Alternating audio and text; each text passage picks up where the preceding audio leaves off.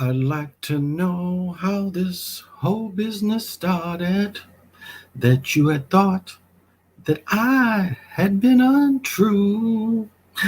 That's how much I feel. I feel for you, baby. How much I need, 'cause I need your touch. That's how much. Oh, that is the shit.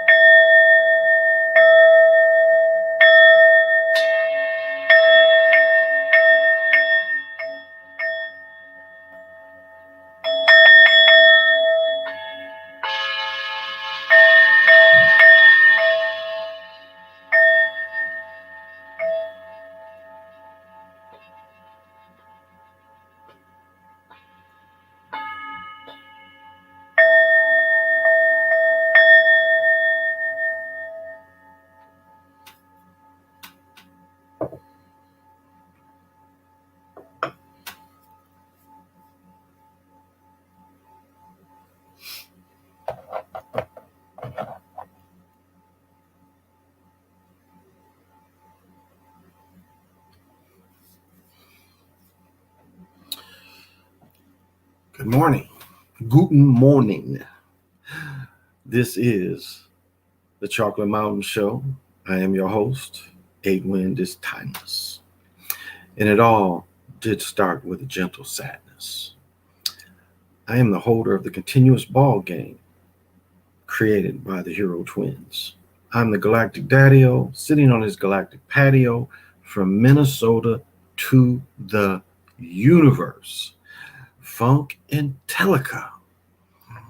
And the crystal I am going to highlight tonight are these Danberites, which are also Zoolites. So that's the crystal energy I am pushing out tonight, which is very much like another Zoolite called Pink Petalite, almost identical kind of energies, but yet great scrubbers. So that's pushed out to y'all. Let's get right into the mirror work. And I did push out a message. And if you guys, whoever catch this later, or if you missed this part, but so the way this could work too,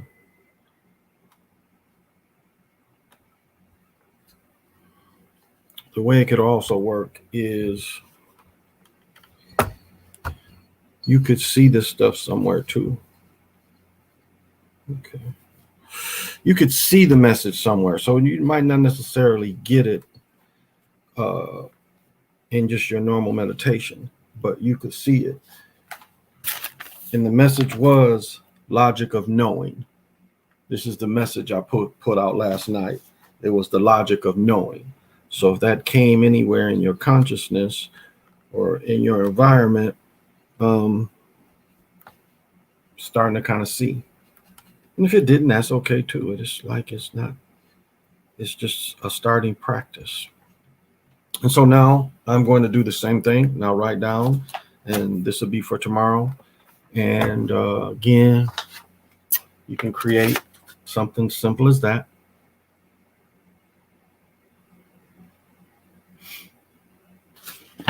You can doodle. You got a pen, you can just doodle. I mean, you could do the same thing, like doodle a bunch of dots. I mean, it'd give you the same kind of thing to see that you could connect with the black, I guess, is a way of looking at it too. So I'm going to send out another mirror work message. And 5. Oh, better write it down. Like, we think you changed it.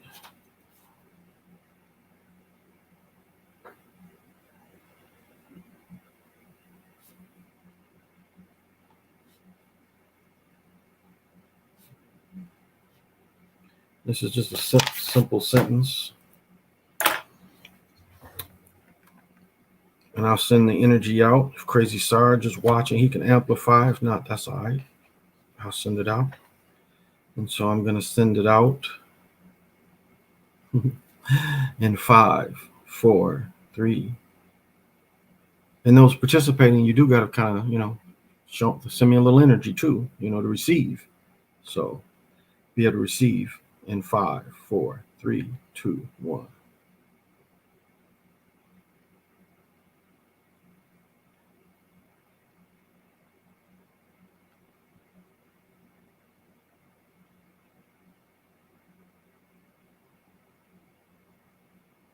I'll mess around, look at this thing too long and start transing.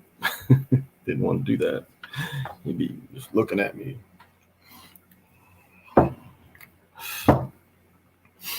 And if I disappeared on camera, they would be coming after me. Like, wow, really disappeared? He was there 1 minute, and the next minute he wasn't there. So I sent that out to y'all. And whoever participated, thank you. And wow, Jesse Lynn, wellness, timelessness. Brother James, wellness, timelessness. Starfleet, bells will be ringing. There you go. Overstand, thank you for joining the one. Aggie Pride, Rocky, when did the sadness come from and who were they that were sad? I'll get into that. Hey, Lorenzo.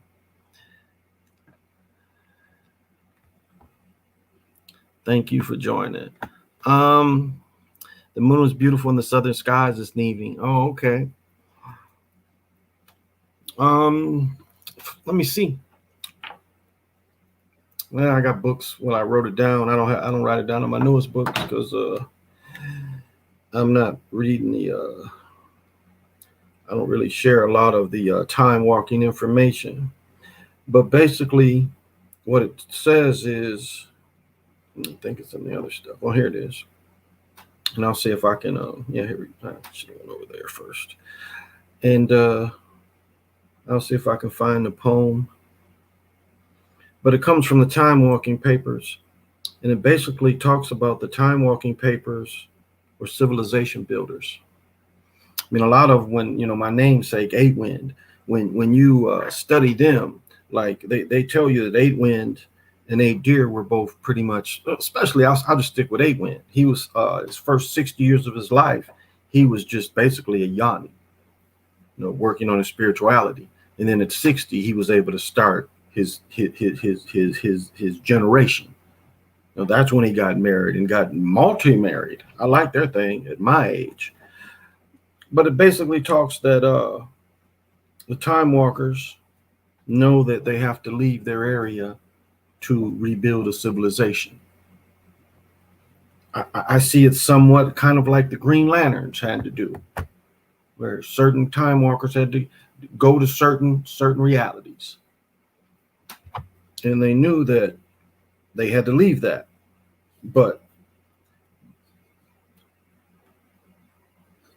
it gets to the point when they say they start getting to a joy, because they know that even though you're leaving home in your comfort, you're creating something from the start, something new that's going to be built in. And so and then, like, maybe I can show this. I'll blow it up.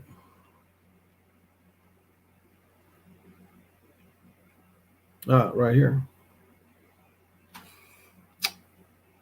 See, this is how you separate cycles. So this is another way. And I mean, type of a hair, but like they say, separate cycles in the Great Serpent, they're talking about this. If you can note where the planets are, that you could move, the time walkers move around this code and know how to manipulate this code.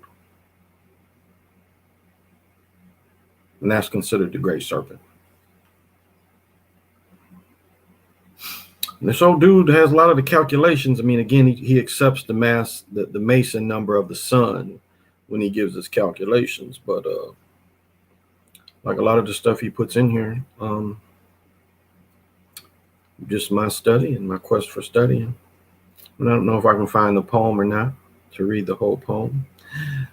My other channel is kind of how I opened up my first year. I'm going to have to bookmark it tomorrow because I don't just see it offhand. But it's just part of the time walking papers.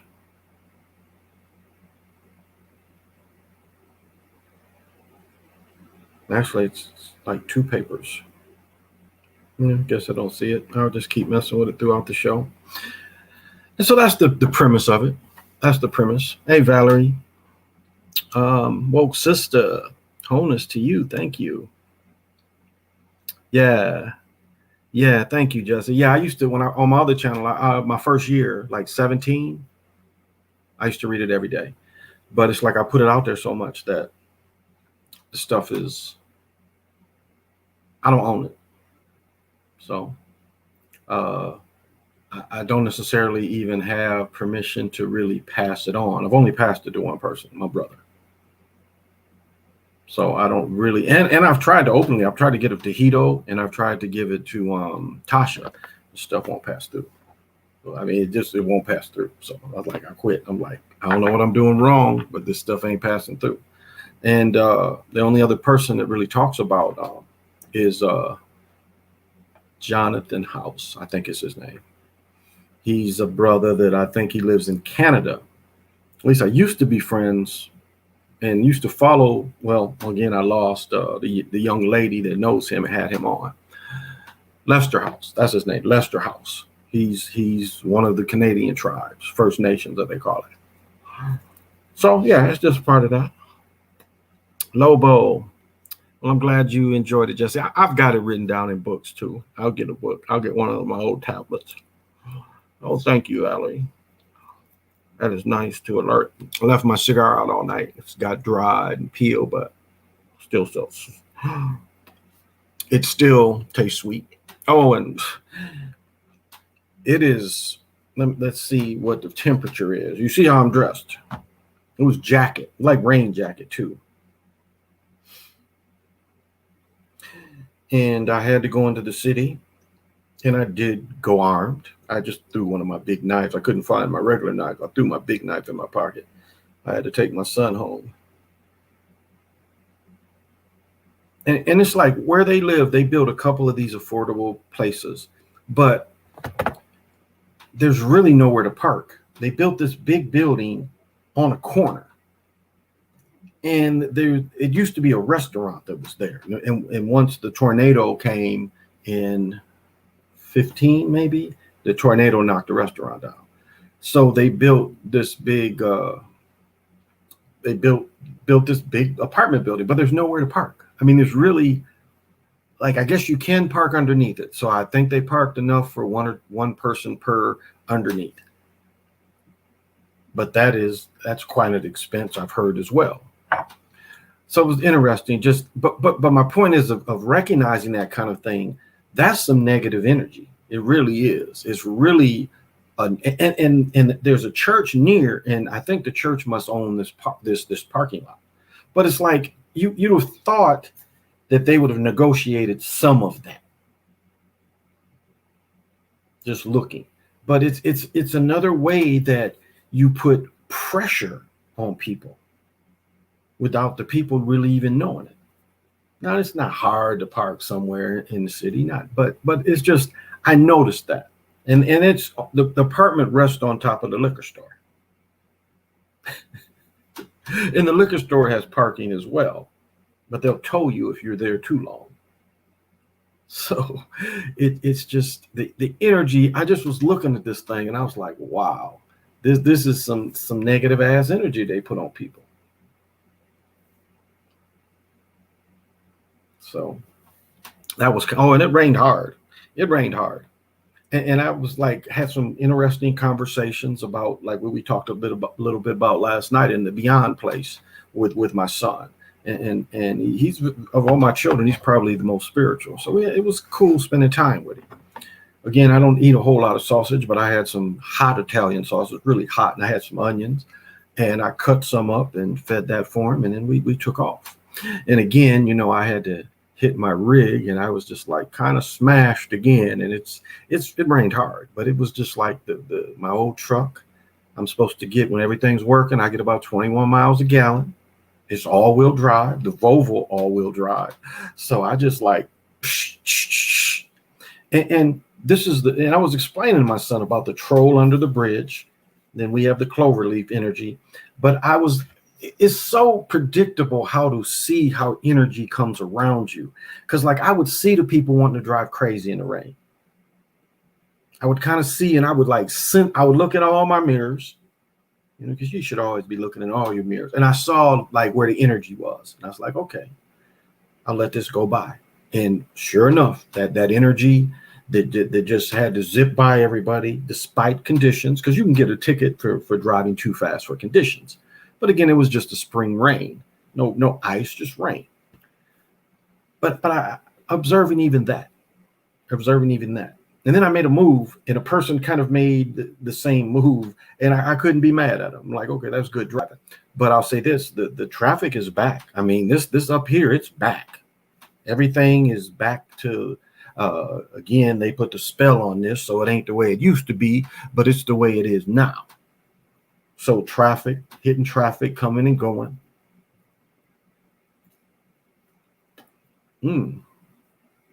Coming and going. So, about spending time with him, and I got a lot of food out of my trunk. And they're always glad to have extra. So that was cool today. Oh, thank you, Lorenzo. So yeah, that's where it comes from. The time walking make strong discernment. That's where it comes from. I guess getting into these games, the hockey games was interesting. Montreal won. Toronto was on the verge of taking it. It was 3-2, 3-1, and they lost. So, and I think looking at the games last night, I did predict that one of the teams was going to lose at home, and it did seem like the Heat lost at home. I still stuck with the Lakers, and the Lakers did do it, but the Canes won. And what was interesting, and I've noticed this before with the hockey, because after a series, they all shake. Doesn't matter. I mean, even the playoff series, they all get in the line and shake. And again, if you look at sports in general, the relationships you have, there's so many levels that it takes to get on top. But through all these different levels, you meet people. And in some instances, they may even be rivals. But it was interesting seeing how some of these people knew each other. Some people just shook hands and went by.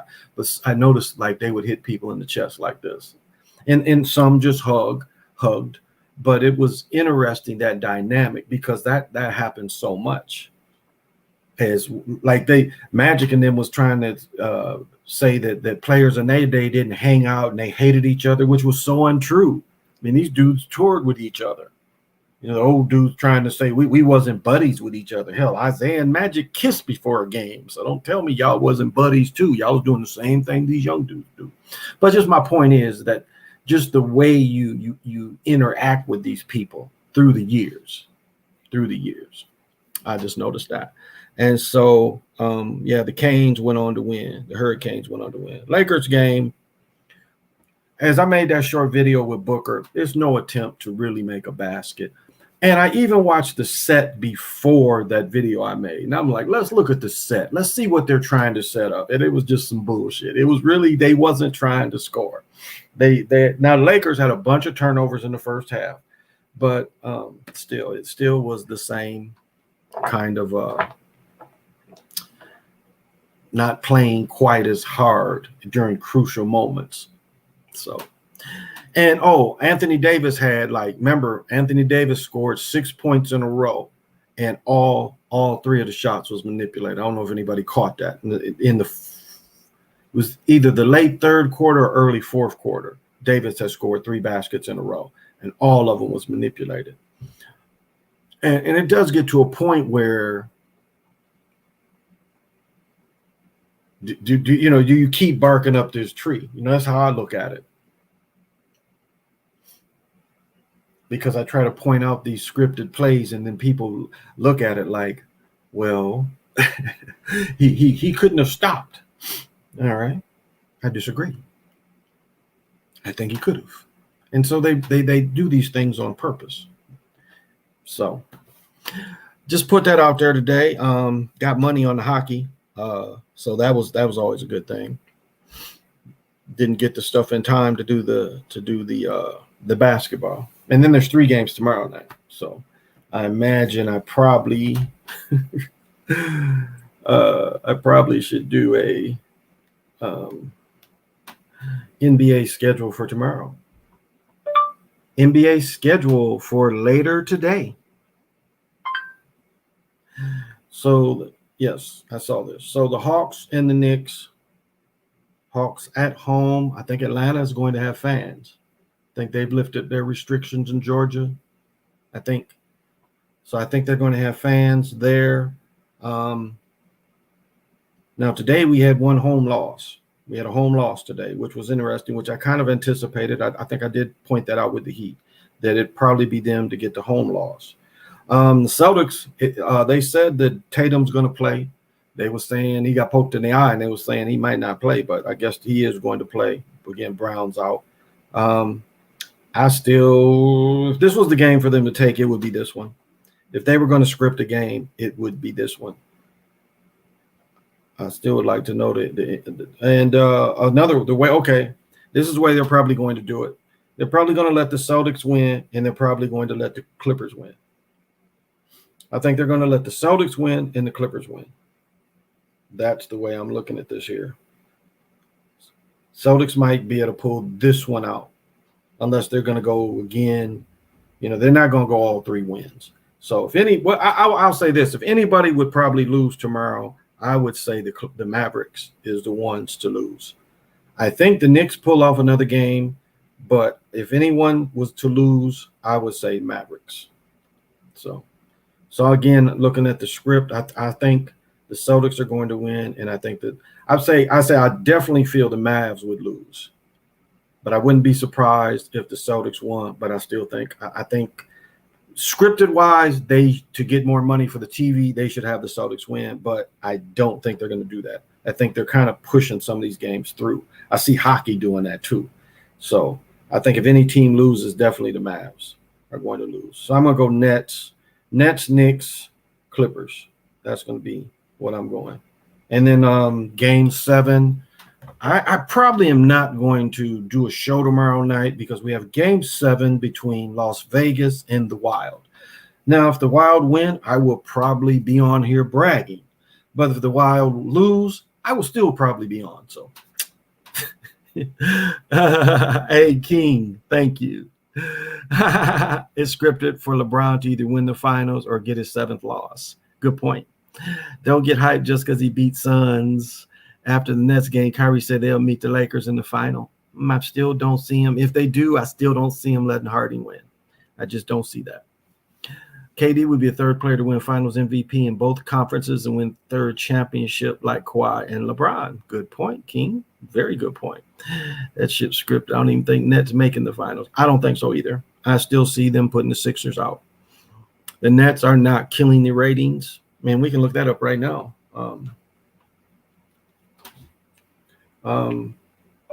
TV ratings for Nets Celtics last game.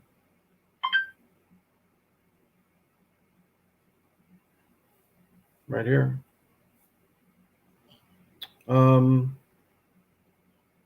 So regular season, they was averaging 22% less than 19. They was averaging 2.2.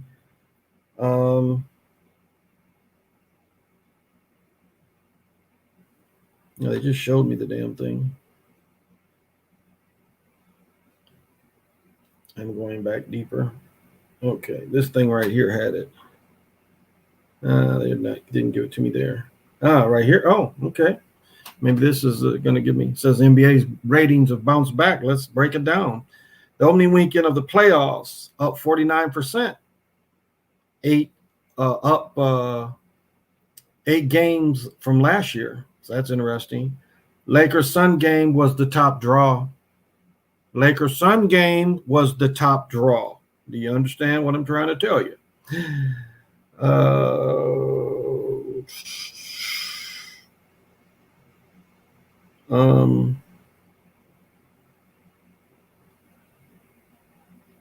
But they did beat. It looks like they did beat. They did beat the Nicholson Golfing. Still don't give me last night.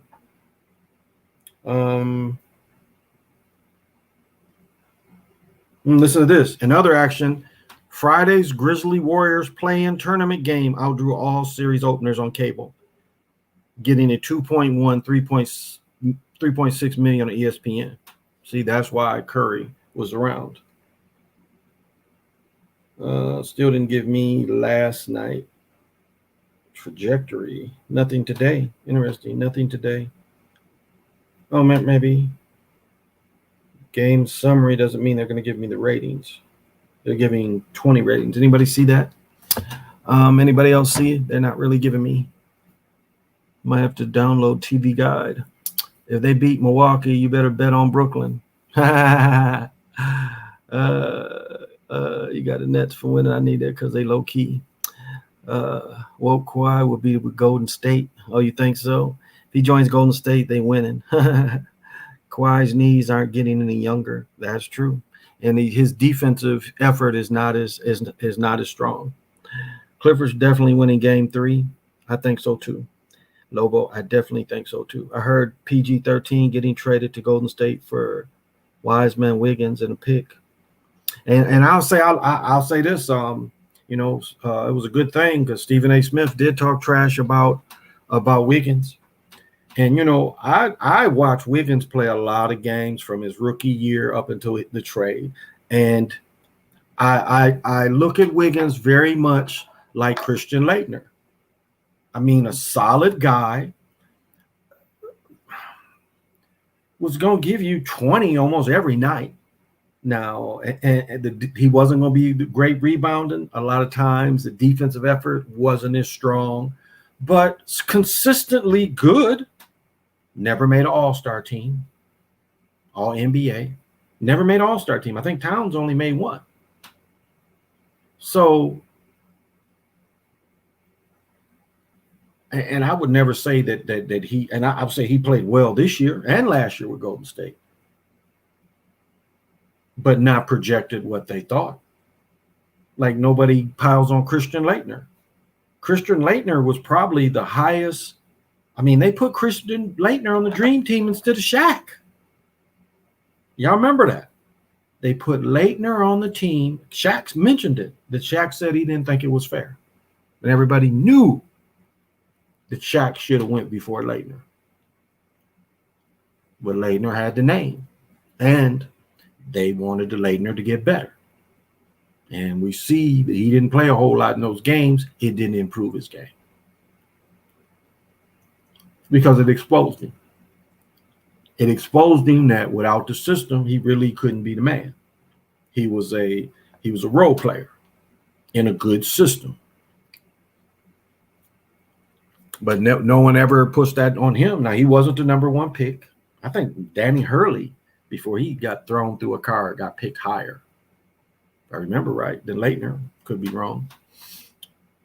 But you never hear his name come up as being a bust. And I watching them both. Very solid. Laettner was solid again. Solid. Very solid player. But not Larry Bird. Not Larry Bird.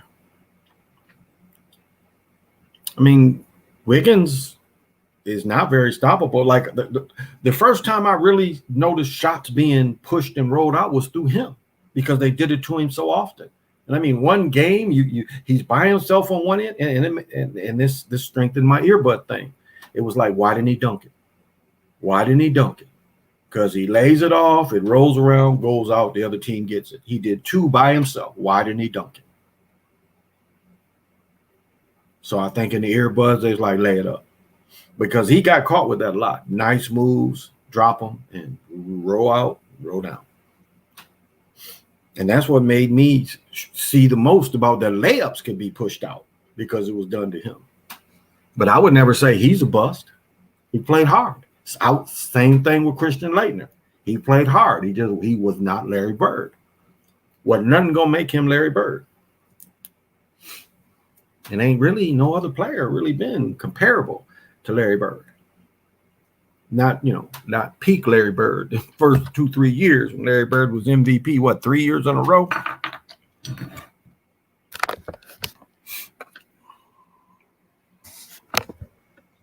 Tell you what, if you never catch the film of Larry Bird and Magic playing with the U.S. team, I think they're playing Puerto Rico or somewhere, and with Bird and Magic playing together, they're just like putting the ball back together. But Magic tells the story how they lit up the national champions because Joe B. Hall, who was the coach at Kentucky, and Kentucky had just won a national championship. So this is probably summer of 70s. Summer of 77. Yeah. Summer of 77. They played together in a game for the U.S. team. And they were saying they was killing them in practice, though, and they wasn't letting them play because Kentucky's coach. But that you see a little bit of when them playing together, how they complemented each other so much. Greg Oden was a bust. I'll say this about Odom. Again, the big dudes be having them foot problems.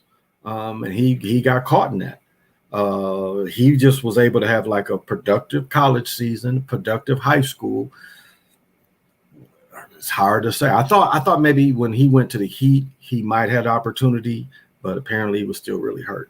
And he never was able to develop because, I mean, damn, I just mentioned Danny Hurley. Danny Hurley got projected through a windshield. And they never said he was drunk or anything. So he just didn't have a seatbelt. Do y'all remember that?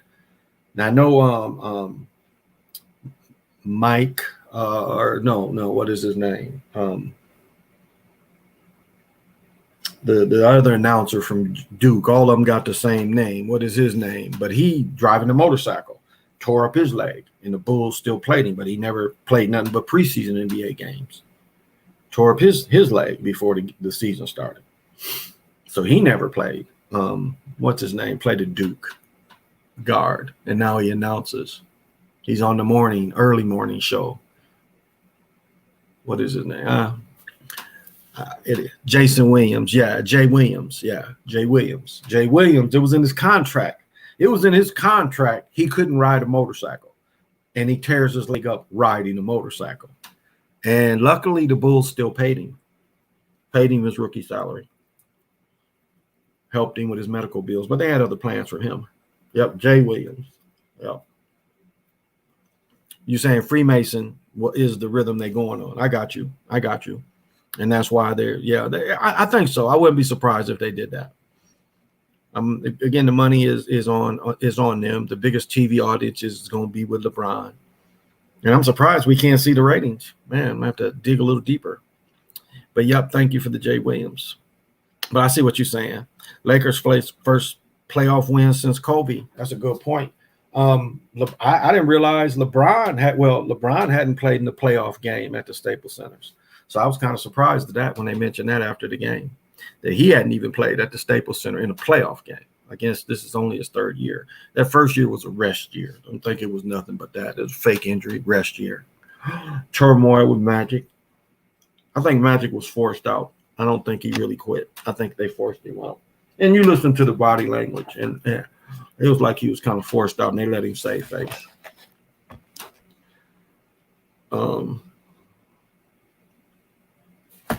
They didn't say how both teams how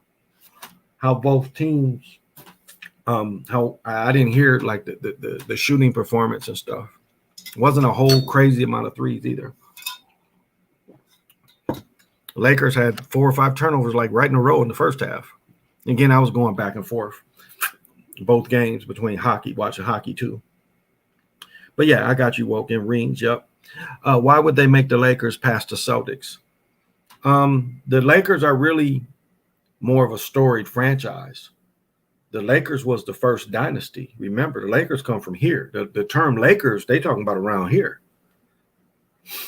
And so they were the first franchise. They won it in 53, 54, 55, 56. Yeah. So, with George Mikan. Bud Grant used to be the Vikings football coach. I know this, you got to really be a TV person for this, but I want to say Chuck Connor, the rifleman, played on that team too, the Laker team. But George Mikan, and George Mikan is sad. He has a statue here, but it's sad. Like I was watching the history of the ABA, and don't you know that George Mikan, by the time he got older, I think he had diabetes. For his hospital bills, he had to start selling his trophies. And finally, some people from the Lakers stepped in and helped him with some of his hospital bills. And I saw Kareem do something similar. Kareem put up all his stuff for auction. But George Mikan, I think George Mikan lost a leg to diabetes first. But he lived a kind of sad financial hardship older life. But that's why the Lakers are the first team to be that. So that's why the Lakers that's why the Lakers would beat the Celtics, because the Lakers won championships before the Celtics did. And granted, they humiliated the Lakers through 60 to 69, basically. I mean, Eldridge Baylor, as good as he was, what did he lose? 6? I think Jerry West lost 6. They lost something like 5 or 6. Eldridge Baylor quit the team that won the finals because he was hurt and he wasn't starting. So he quit. I don't think they gave him a championship ring either. It's like when Magic and them won in 79, Spencer Haywood was on the team. Still good Spencer Haywood, but coked Spencer Haywood. And they put Spencer Haywood out the playoffs, but they later gave him a ring. But he didn't play in the playoffs. They kicked him off the team. Technically, they kicked him off the team. Which is interesting because NBA, even back then, was guaranteed money. So they had to give him his money. But he was so coked out. Portland lost to Denver. That's right. They did lose. Oh, but that was last night. Wasn't it? Was that tonight? Wasn't that last night? Celtics have more wins versus the Lakers in the finals. Okay. Yeah, I wouldn't be surprised at that. Because Bird won 2.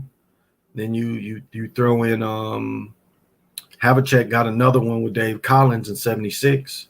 Then they got to 8 in a row. So yeah. But a lot of them was against the Lakers with Elgin Baylor and Jerry West. They lost so often.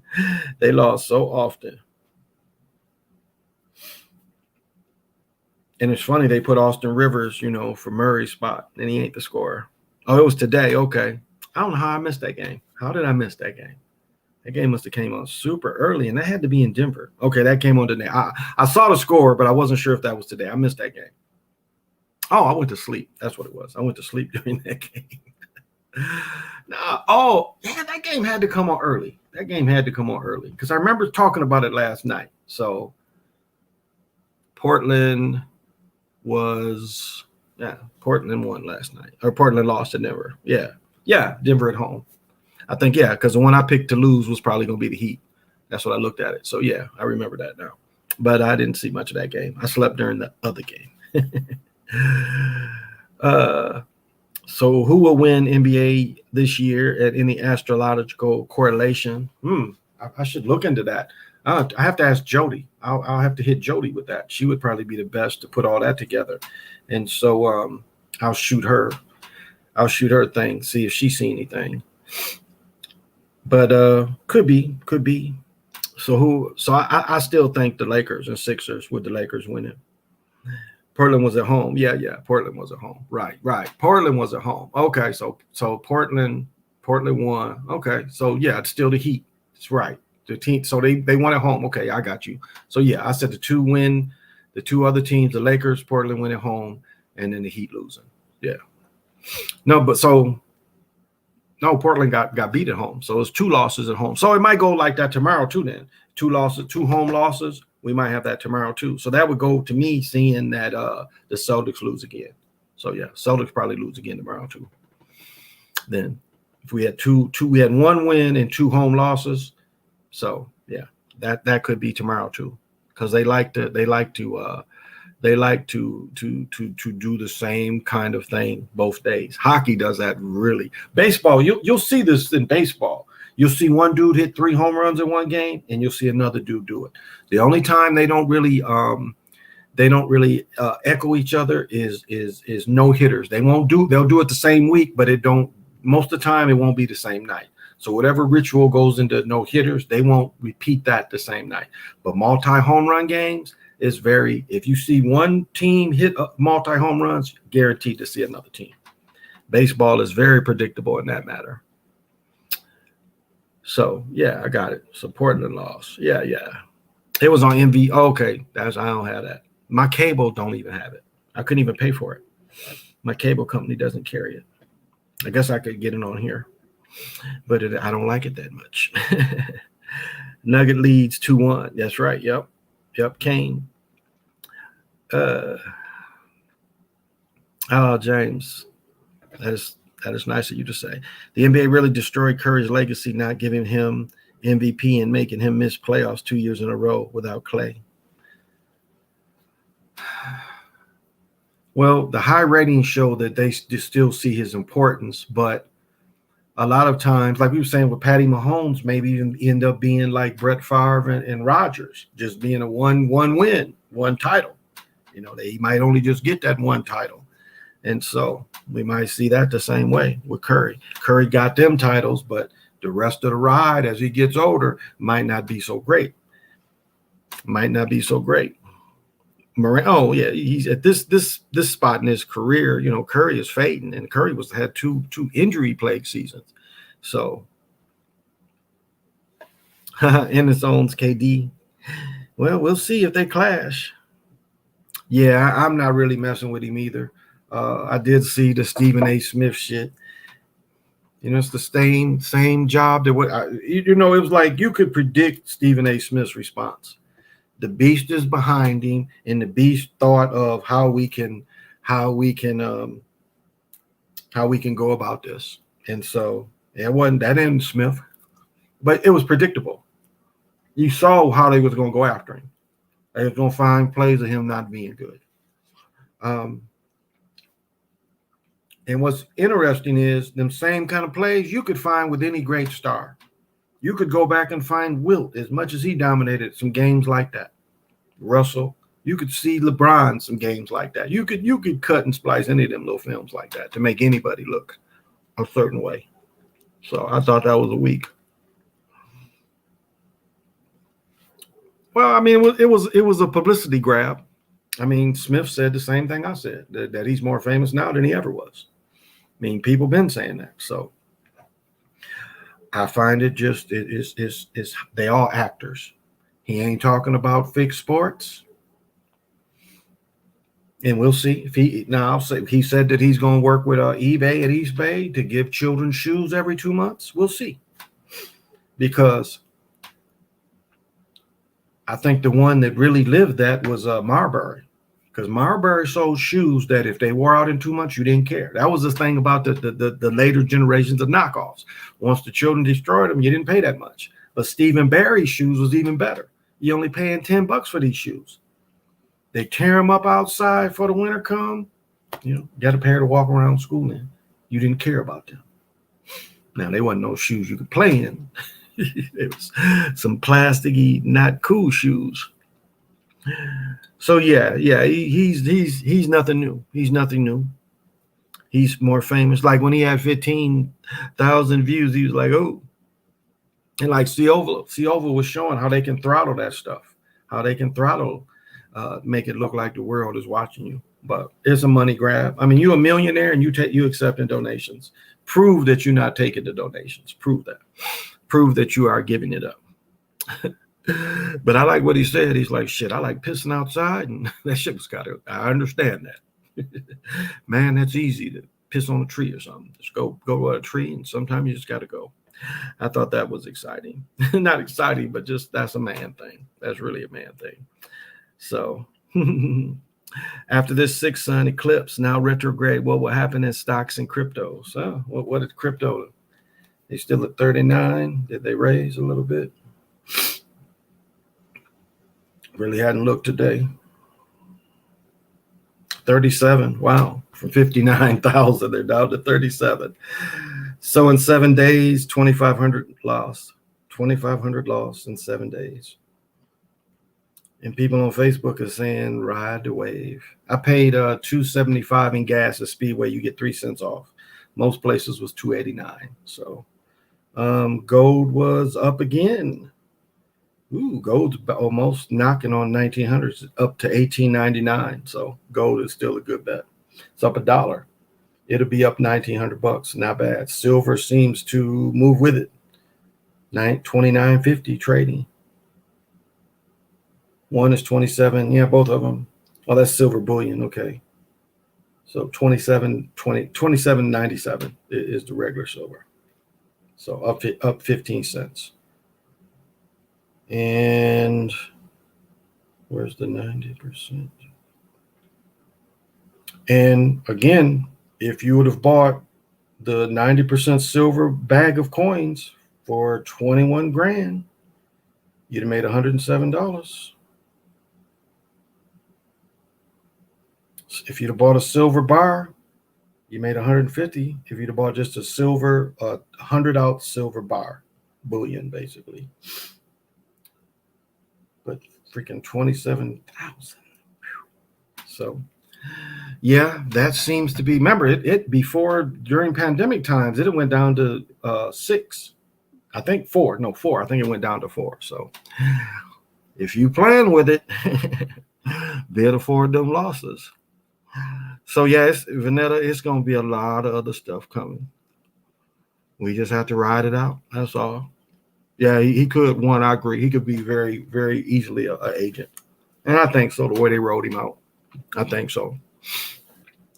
Because, again, it's attacking each other. But Stephen A. Smith, played right into their hands. And if you look at everybody's moves, Charlemagne made the best move. Now all the heat's off him, pretty much. Smith played into his hands. Smith threw gasoline on the fire with the beast behind him, and it was weak.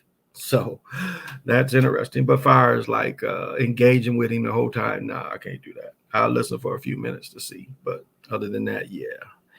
Women do not know the joys of peeing while standing up. I think some do. I think my ex-wife did. She would pee anywhere.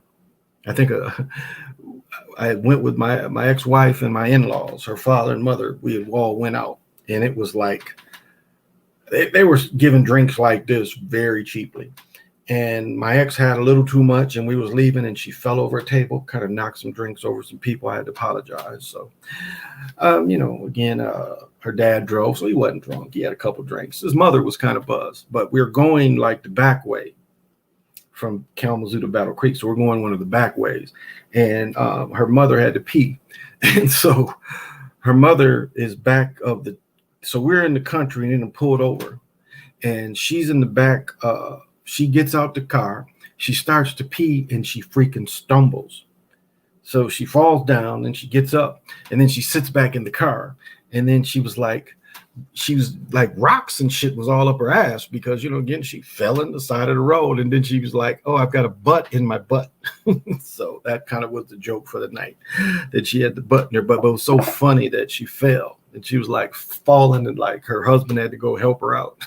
And her drawers was down to her knees and shit. So just tripping.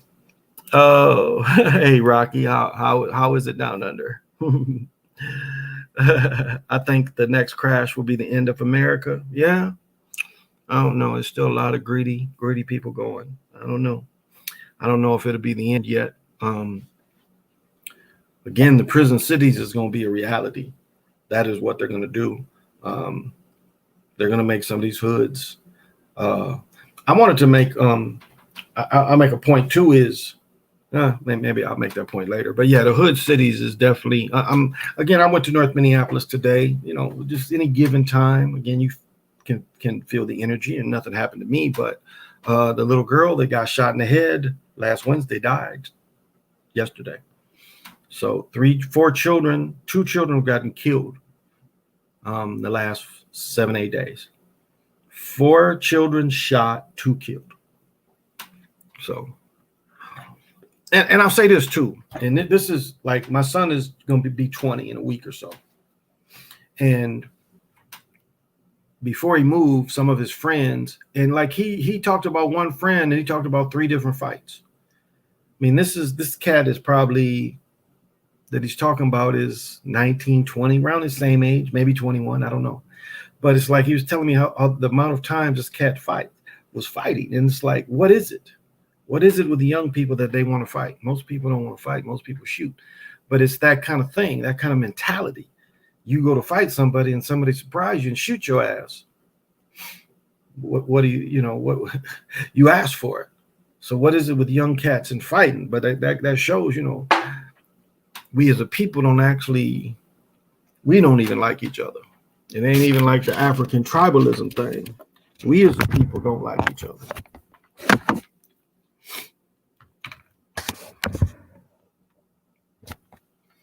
But I was listening to that, and then just seeing the bigger picture of where my son was living.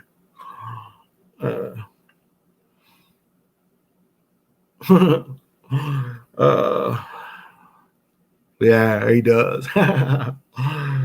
He tried to make a name for himself. Yeah. And bullets be having names on them too. Remember the St. Valentine's Day massacre, the one line Jack Nicholson had, they was putting the garlic on the bullets, and so the bullets would be, if you didn't die from being shot up, the garlic would give you blood poisoning and kill you. Nicholson's one line trying to sound like he's Sicilian is, if the bullets don't kill you, the garlic will give you blood poisoning. They line them up and mow them all down. So, but yeah, I mean, but that's the thing, is these young dudes are reckless with it. It's like listening to the stories is fighting over nothing. Oh, and I forgot to say, pop them if you got them, smoke them if you want them. Sorry, I'm just drinking water, not even magnesium water. That's why I forgot. It just makes you wonder, what is it? So as recruiting, though, as the police force recruiting these young men, it's easy, because this is another young man that Gucci belt is the world to him. And that's it's like it used to be young dudes wanted to at least have Rolexes or something, but now they just want these belts. They pay $300 or $400 for a belt. That make the outfit. And you kind of got to tuck everything in, and so for the belt to show. I don't get it. I don't get it. How a belt is flexing on them. I don't understand that. It don't keep its value. You can't pawn the belt. Nah, man, you can pawn the purse. Maybe you can pawn the belt. Well, I like to pawn this Gucci belt. I paid $300 for it. How much can I get? Did you see the NASA document about them wanting to wipe out 90% of the population? I think I did hear somebody mention that in 2025. Yeah, woke. I think I did hear something similar to that. No way to display the masculinity, so they get angry. Well, that's a part of it too. We have a generation raised by women, and I've heard a breakdown of that. You have a generation, so you got a young man, ain't none but women around him. They tell him what to do. He go to school, ain't none but women tell him what to do. And so by the time he becomes a young man, he's tired of women telling him what to do. And they rebel against that. And in some cases, that domestic abuse come for that.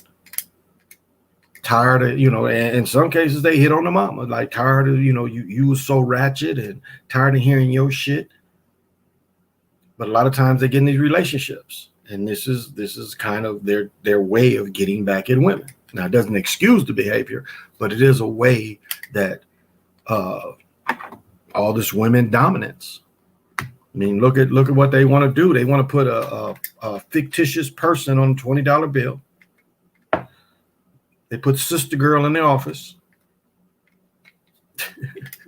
And they're still doing all this thing that like these like the people is bothering these Asian folks, which is such bullshit. They got commercials around here. We have a large Asian community. I believe there's 500,000 Hmong, Vietnamese, trying to think what would else be, Cambodians, large community here. They mostly live in St. Paul. Ain't nobody bothering them folks. Nobody. These are very organized and connected people. Very closed society. Cool with everybody, but very closed. And I've even told this before. For the poor Asians, there's used cars dealers, one in the hood, in the north side, that they sell to nothing but their used cars. They're all Acuras, Hondas, Toyotas, Lexus, which is a Toyota. And this is all they drive too. They support that even. They only drive those type of cars. Young lady, Hmong, live right here. She's got I think it's a newer Acura truck. Her friend drives an Acura. But ain't nobody bothering them people. You can look up where one of them one time back in the late 80s, early 90s, killed 8 people. Or maybe killed 4 or 5, but shot up one of the gang members at an arcade. One of them Hmong gangs. So that's a farce. That's a farce. They're saying that people is trying to bother them. I ain't saying you can't go to them areas here, but you ain't jumping on people there. It'll be people taking care of you before you. I don't even think you could drive out of the area before somebody would be dealing with you. So, yeah, no way to display the masculinity, but and that goes back to that went back to Boys in the Hood. Remember they were saying the killers, they always want to shoot somebody because they couldn't fight. But it goes back to dudes that would go to the club and get in fights every weekend on the club. That was the only way they could show their masculinity. And some girls like that thing. Some girls like being with the dude who get in fights every weekend. You see little fight like that, groupies. But it'd be the same dudes. Now, some little dudes have Napoleon complexes, but it'd be all different kind of dudes. And it's like, it came a point where I didn't even want to go to clubs with younger dudes, especially in my mid-30s. It's like, why go there? So it was like they started opening up clubs where a certain age, 25 and older. Young people couldn't even come into clubs with old folks anymore. Because again, they would want to show they showing off. This is a stage. The club ain't a place, or the party ain't a place to have a good time. It's the part. It's where everybody see how tough I am. It ain't nothing new, I ain't saying it's impossible for people to shoot each other after a club, because I've witnessed that as well.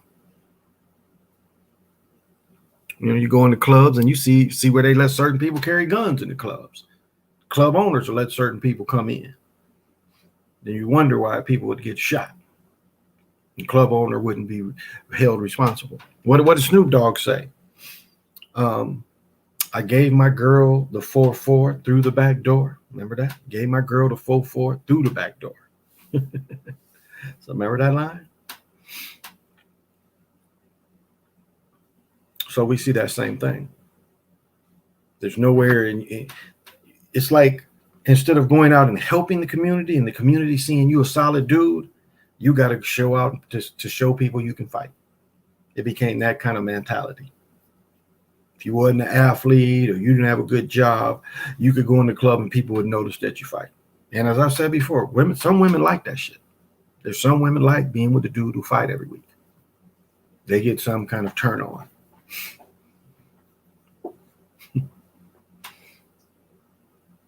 I laugh, and I guess it's not funny. I had a friend, and he's not with us.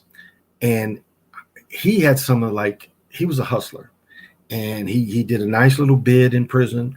He got out of prison. He got shot in the groin. I remember I saw him right after that because I'm still friends with like his girl on Facebook or X, because she had a son with him, and his son ended up in prison, which was interesting because she's always had a decent job, but her son with him, he ended up in prison. But I remember he got shot like right in his thigh, next to his testicles. He got shot. And then like a month later, his cousin killed him over because he wouldn't give him any more free dope. His own cousin killed him because he wouldn't give him free dope. And he had already gave the cousin a bunch of free dope. And one time he said no, the cousin killed him. And that's some shit. And this was a nice guy. I really liked this guy. But he just had bad luck like that. But they had tried to kill him before, and I guess he didn't learn.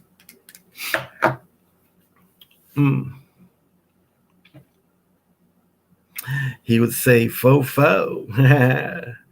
What's up, y'all? Hey, Key, what's happening? That's a lounge here that women can be 21, but men have to be 25. Yeah, exactly. There's a lot of clubs like that here. Like the radio personalities, it's a club where they don't let people in over younger than 30. It's one, it's very close here. It's on American. It's in Bloomington. And it's like if you wanted to step or something, it's a club where you would just, it's just really older people, like 30 and up. But yeah, a lot of clubs turn to 21 and over. And it might have been the same thing with the women. The women could get in slightly younger, but it's just to get away because certain age dudes just didn't know how to act around folks. But yeah, that's been up for a while. But yeah, that's why. It's like people quit wanting to go out. Because there was a time where everyone, all different age groups could be in the club mingling.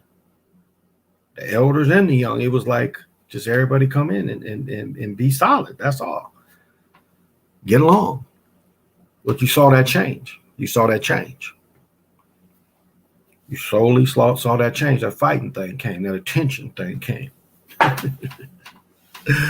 And I myself, I know when to back down. I had a gun on some dudes, and I was wrong, so I backed down. It was about I put myself in the middle of a gang fight over some stupid goddamn dog. And I realized it. And I remember a dude like took off his shirt like he was gonna fight me. And I as soon as he came up to me, I put my gun in his face. I'm like, what are you gonna do? Young man, I don't want to shoot you. And all of them kind of backed up.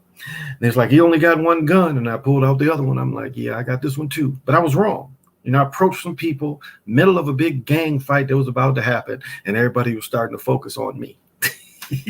And I think if I would have had that second gun, they probably would have. But I was wrong. My position was I was wrong. I was looking at some shit that really, it was my in-laws fucking lost some shit.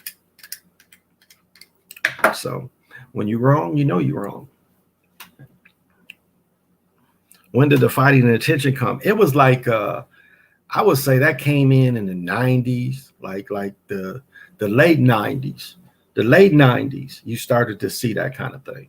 You started to see it. Like if you went to the college city parties, it wasn't so bad. The cities that had the college type of clubs, and I'm saying the bigger cities like Kalamazoo, you tended not to see some of the clubs like that, but like the smaller cities like Battle Creek, Albion, I mean these are some hole in the wall like clubs. You started to see that kind of thing all the time, and where the numbers would come out. Like when I was saying, when we was like in 89, 90, we would get these parties, we would get the teenage parties and get the St. Ides and shit. And it'd be older teenagers. Then that's all they come. They never fought. No furniture in the house. We charging all of them to come in, and we never had any problem with them. These was older teenagers. And we would just sell the St. Ives, make them pay to come into the party, and never had any problem with them. And this was probably 90, 89, 90, 91. And even the raves, when I used to throw raves, never any problem with people. Again, that attracted a different kind of people. Raving, dancing, water, and the lights and ecstasy. So that didn't attract the tough thing. Everybody on that ecstasy feeling good. So you never saw that kind of thing. I never really had to worry about that when I find spots to hold raves. The printed cards. Yeah. Used to be fun with that art. I wish I could see if I can find any more of my print art. That used to be kind of, like in American Gangsters, he had the Blue Magic where I had the certain print cards that showed it was my party, because you give little look like, what is the card you send when you go visit somewhere? They kind of look like that and shit. But that was my shit. I had shit to show it was my thing. But yeah, that's when I think it came into is like then. So I think in the 90s, you saw that change, like the end of the 90s. And it was like, you go to the club and see a bunch of young motherfuckers, you're like, yeah, I'll have a drink and go out. Or maybe you wanted to holler at somebody like, yeah, holler at some slightly younger woman and be like, hey, I ain't going to be here long. What's happening? You want to come through, or you want me to come through when you get done? Because I'm not going to be up in this motherfucker. This shit ain't for me. Tried X once, didn't feel much of anything, slept like a cat though. I'll say this, it makes you see that your skin is like a brain too. I think of all the sensation, it makes your skin come alive. Yeah, it makes your skin come alive. That's one of the sensory perception of your skin and the touching and the aura feeling.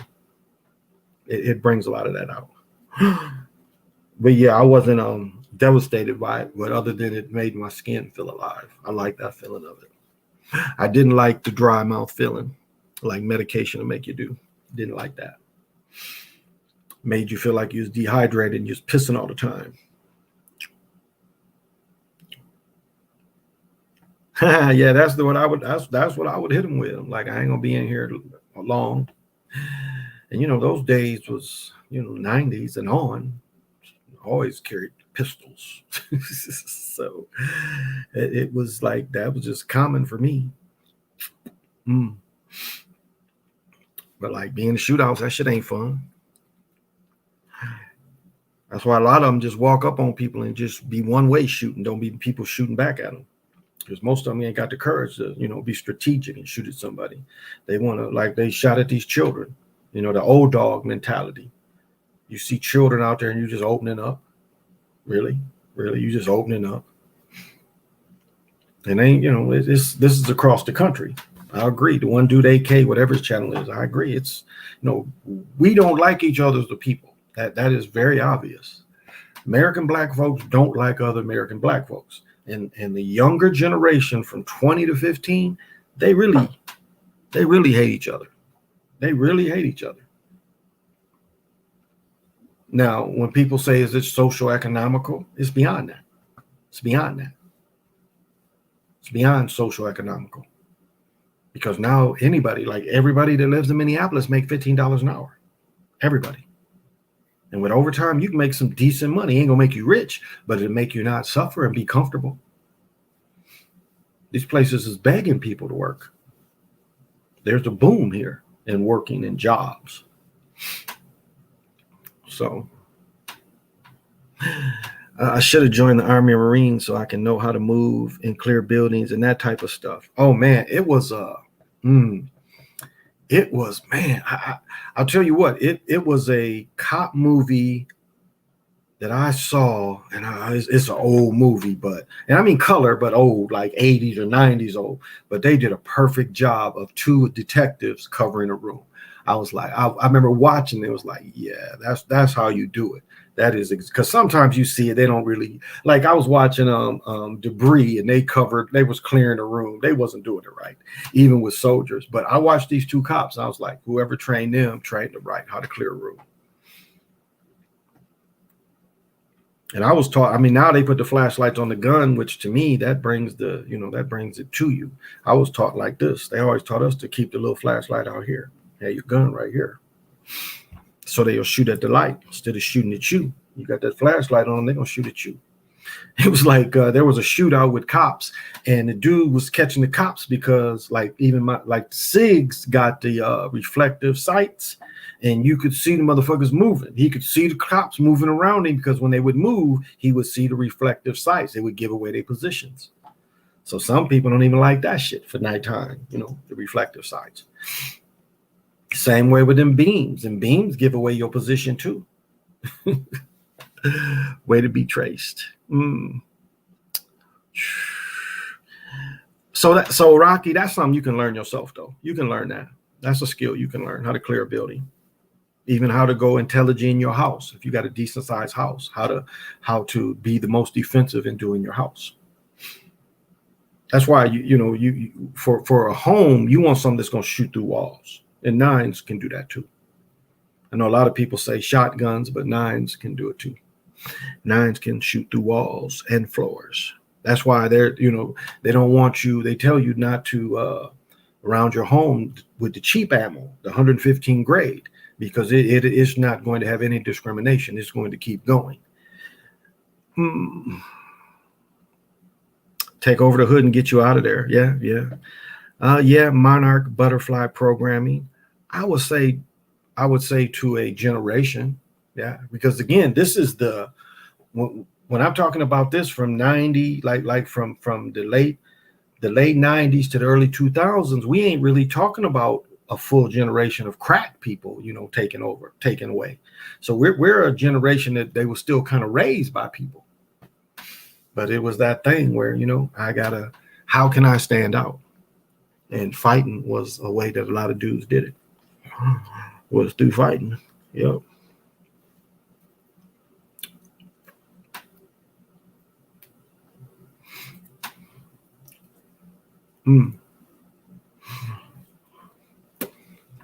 So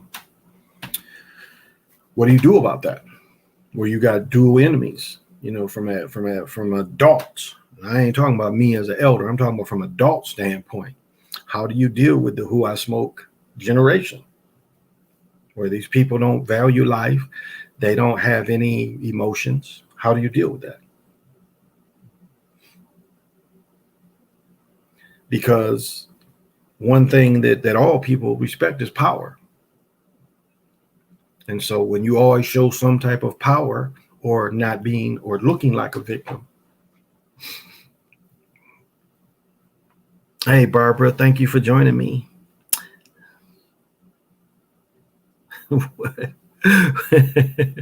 ISOs or Weaver. The ISO.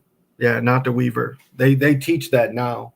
They teach the Weaver now, but I naturally was taught the other way, the ISO way, because it's a combative stance way. But now they teach the straight on. My son, he'll kind of go back and forth, but because I taught him that way, but he'll still he likes the Weaver stance, but I like the ISO stance just because it's a combative stance, and I naturally throw my foot back. It's more just that's the way I was taught, and I like this aspect of it too. Is that is how you prefer to pull out your pistol. You don't really want to have your feet straight. You kind of want to be in that, like when it's the same kind of thing as like boxing. Like when you got people more than the arm's reach away, you want your lead foot to kind of be outside of their lead foot. So you want to be balanced because you can kind of be like this, and so I prefer to be like that, and it's more natural. It's more natural to pull it like that than compared to being like this and, doing the old cowboy way, where if you're already back, and again, you'll see cops with their hands up and you have your hands up, you're already, in that position. And to me, it's just a better defensive position to me, to get yourself prepared. That's how I would face people. I would face people like that. I wouldn't necessarily face people like, well, what are you doing? Did you take the bicycle? What'd you do?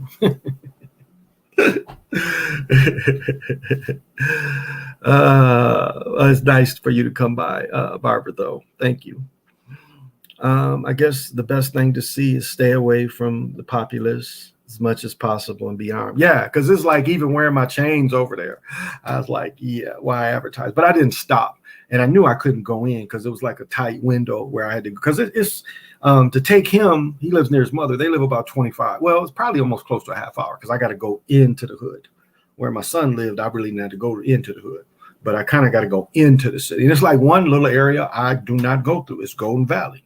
I do not drive through there. Them cops are foul as fuck. And so it would make my trip quicker, but I don't go by there. And then let me tell you another socioeconomic thing. Like our stores up here are high V's.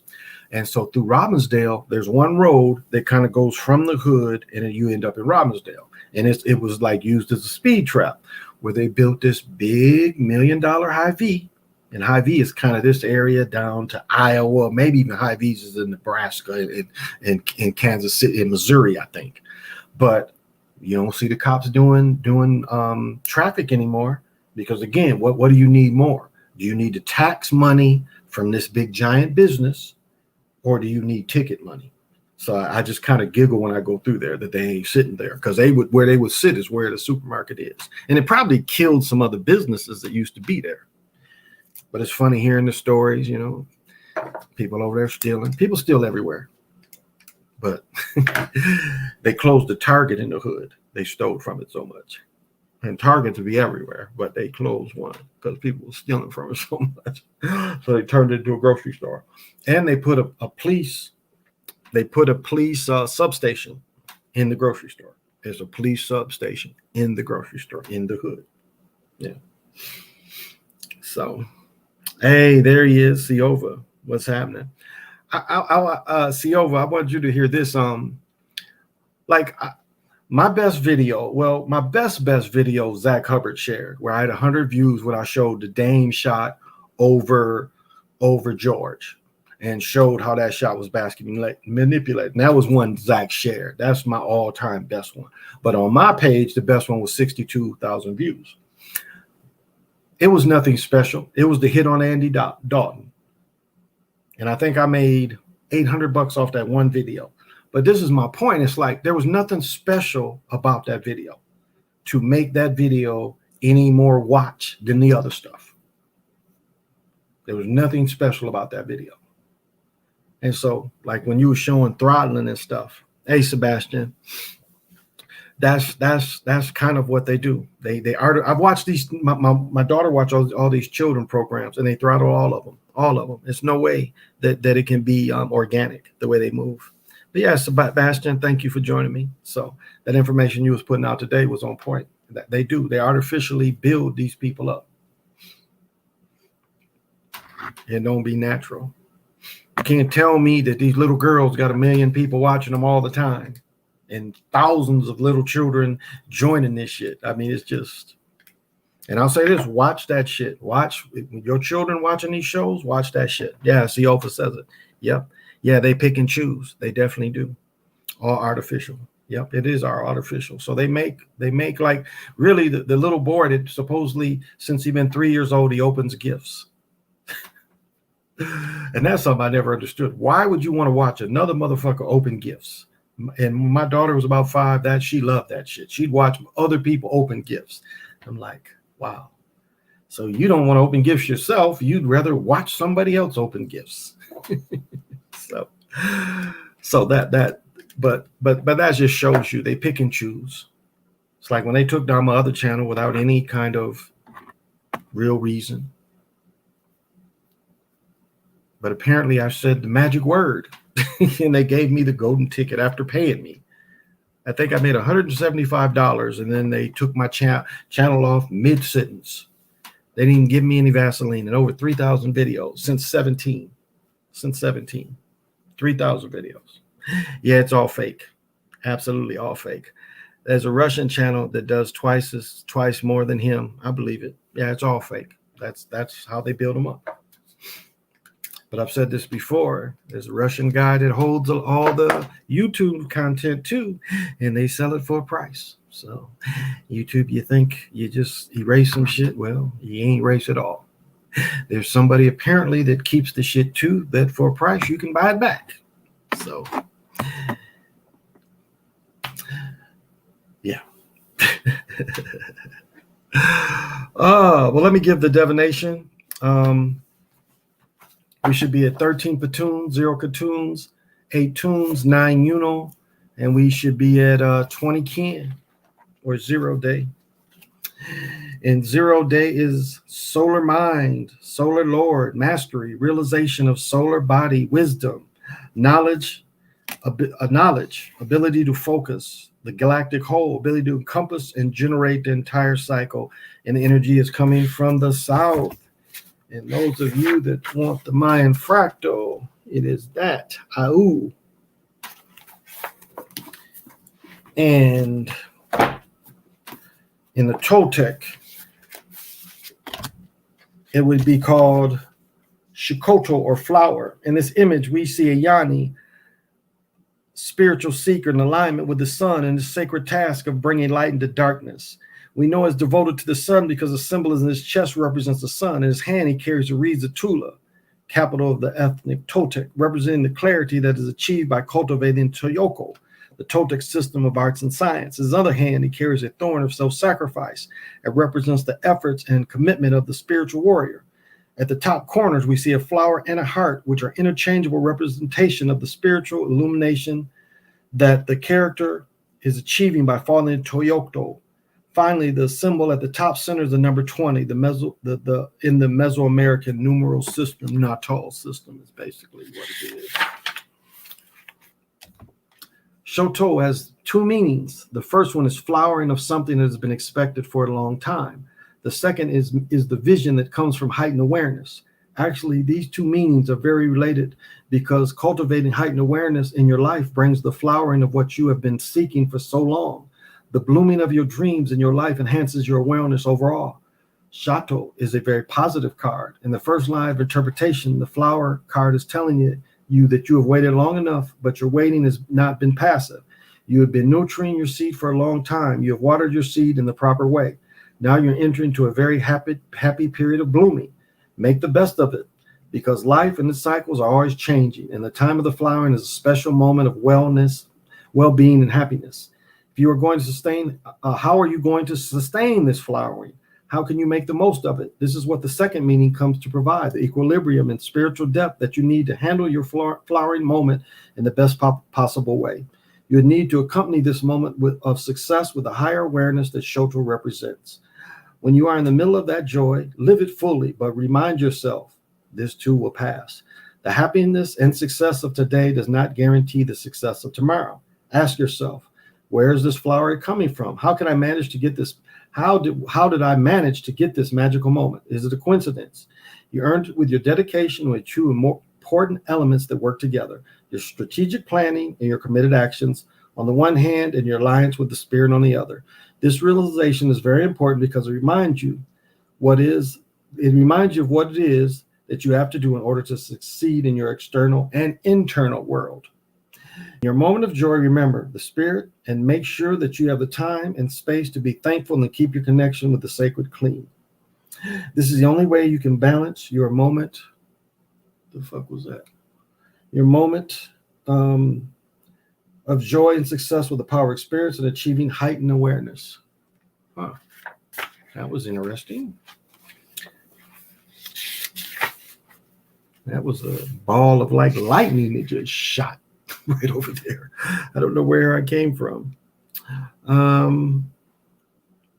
Do I need wisdom and peace of the silent knowledge in my life? Do I have the space and time in my life to look for the silent knowledge?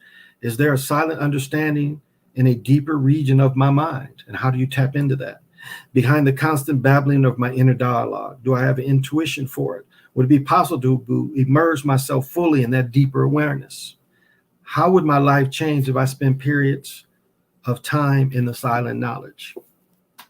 So just some reflections. And now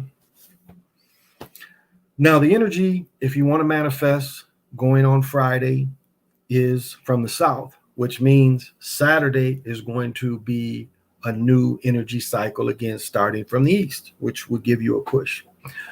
This is a book I've showed before, and I do work with a medicine wheel. This book is very close to what the Vedas teach far as directional energies.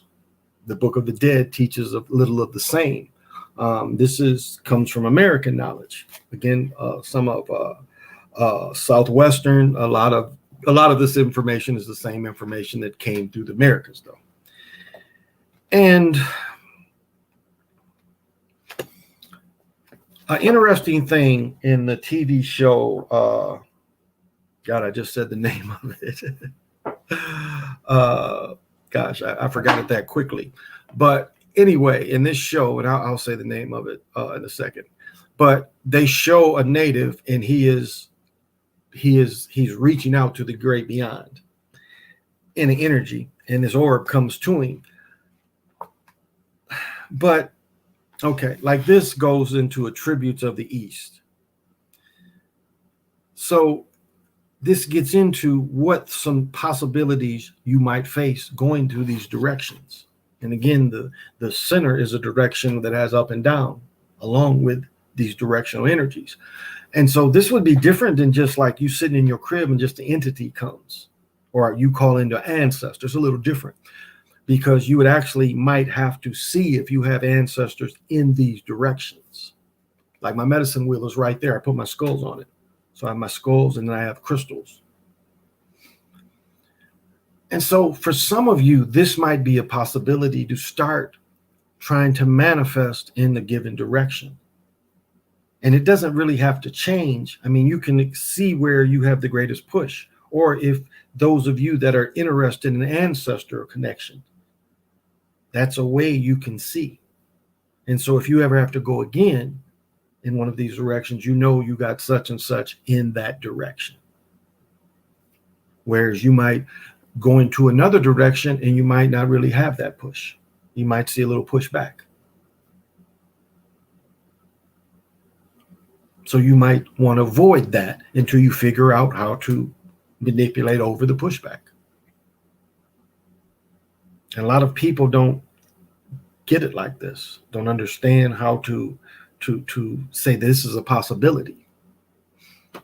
So again, I bought this at Half Price Books for $3. It's called The Medicine Way. Book of the Dead is also a good example. It's not a very old book. 92. Reprint was in 91. So 91. So it said Tributes of the South, Finding the Center, Attributes of the West, The Human Space Capsule, The Human Power Centers, Attributes of the North, Breathe of the Breath of the Invisible, Tributes of the Center. And that's a thing too, is like when you meditate, if you feel like you're itching or you feel something messing with you, like an itch in your leg, ride that. Let that energy kind of come in instead of, just scratching, because that's a way energy is coming to you. And so kind of ride those feelings if you're meditating, you feel those things. Because again, the first is you don't want to break the concentration, because a lot of times the little things will break the concentration. Like you're sitting there and you're really starting to feel yourself go in and about to trance, and then your leg itch or something. You kind of got to ignore that, because that could just be energy starting to come in. So if anybody's ever thought about that. The hardest working man in these YouTube streets. Thank you. How can I always have good energy around me? Well, you don't necessarily want good energy. You want balanced energy. You want the energy around you to be balanced. And there's a lot of different ways. Again, incense can clear stale energies and make a move.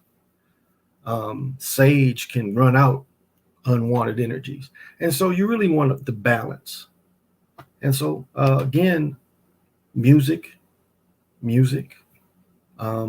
Again, you can do sage, you can do incense. I mean, it's hard to say what your thing is. That's the possibilities. That's the hard to judge, is whatever your thing is, whatever gives you joy. And so you keep it balanced. You keep all of it balanced around you. So sometimes you want a little harsh energy to come in, kind of gives you a little wake up. You're sleepy and you throw cold water on your face. Well, sometimes you need that. So it's not bad to have just a slight bit of the other, but long as it's balanced. So try to balance your energy. Try to find out what is giving you negative feelings, and then respond to that in your area, because your home should really be your castle, your spiritual castle, your mental, your mental place. Like colors, stuff you put up, all should be working for you. And if it's not, get rid of it. The Mayans had a thing every year. The end of the year, they threw away all the shit. and brought new shit in because they didn't want to hold on to that shit too long. We're taught the opposite. Hold on to shit. Keep buying shit. Hold on to shit. And so it's about making your surroundings the best that you can make it, the most harmonious. The colors and everything, the sounds, everything should work for you. Everything in your house should work for you, even the pictures. Like the way I put the pictures around my children, and I started doing this years ago, is I circle them. I remember my dad and my grandfather, they would always put the pictures like this of everybody, like a line. But I put myself in the middle, and I put the pictures of the children around me. And I started doing that probably almost soon as I moved here. So I'd say almost 14 years. And so I'm like a wheel to all of them, not necessarily a branch like the family tree. I'm like, where they can tap into me. That's kind of why I do it like that. It's like, this is a way where they all can tap in. Because one day, just as my mother's 80 years old, I'm about to be 60. My son was like laughing because he's about to be 20. So you still want these sources to tap in. And that's why the mirror is so beautiful for grief. I talk about that a lot. I'm one of the few that talk about that. But even that, calling that in, dealing with mediums, you have to understand when it's enough, when you get the message that satisfies you. Because with that thing, sometimes it's set up to, keep you coming in. And that's why I give the perfect example of with the mirror. Like you work with that mirror and you see that face of that family or that ancestor, that sometime has to be enough because that channel might not open up again. So you kind of have to understand that aspect of it too. You have to understand that this is going to be, if you really need this and you really need that kind of communication, okay, no, it's got to be a limit to that. Okay, I must be saying some good shit. I'll pass it out. Kundalini's moving. I'll pass that out. So that's be aware of that. Understand when it's enough and what was satisfied. Hey, so thank you for joining me. B. Brown, if someone has a negative mindset, it is our jobs to change it. That's a perfect way to say that. Exactly. As you deal with people in work, you got to be, flexible, and you got to let run off you that can run off you. Because at work, you can let shit run off you. You ain't got to catch it. Let it run off you. So as you have to deal with people, not just at work, as you just deal with people. Like I was saying with this car came way too fast and then had to whip into traffic. I had done the same thing. So when I saw the car do it too, I was like, I couldn't be mad because I had done the exact same thing. So I understood the magic. And all of it is, like when I use the word pimp, I use the word pimp, and you should pimp everything in your life. And I don't mean take advantage. I mean master. Because that's part of being a pimp too, is you mastering. And so no matter what you do, everybody should work for you. And what I mean by that is you should have the capacity to get this reality to follow what you wanted to do. Because you can listen to an idea and agree, and the person still do what you need to be done. So you've got to be flexible, and you've got to see how the energy is moving. That's why I would give the examples of driving, because driving is a great example of that. You don't always need to go through every light. Sometimes you need to stop. So that energy, there's something that's helping you. And sometimes you got to stay up with energy. I know I missed a light. I was fucking around daydreaming and shit, and it was a light I should have went through. And fucking around and didn't stay with the energy. And that can happen. You can't beat yourself up. It ain't mean the plane gonna fall out the sky on you. It's just like you got a little time to make up. So you got to catch that groove. And so interpersonal relationships are very, it's easier to give the car example because so many things happen when we deal with people and we dealing with this matrix out here. But it is a way to handle this. And it's like me personally, I know I'm a storm. I am very connected to the storm energy. So there's nothing this thing can do because I know I'm already the storm. So it can harass me. Is it true when we put faith on earth to learn lessons, or the deception by the demurrage? We put faith. Is it true when we were put on earth to learn lessons, or is it the deception of the demurrage? Yabatha, yeah, is another name for the demurrage. It's Yadabath, Yadabath.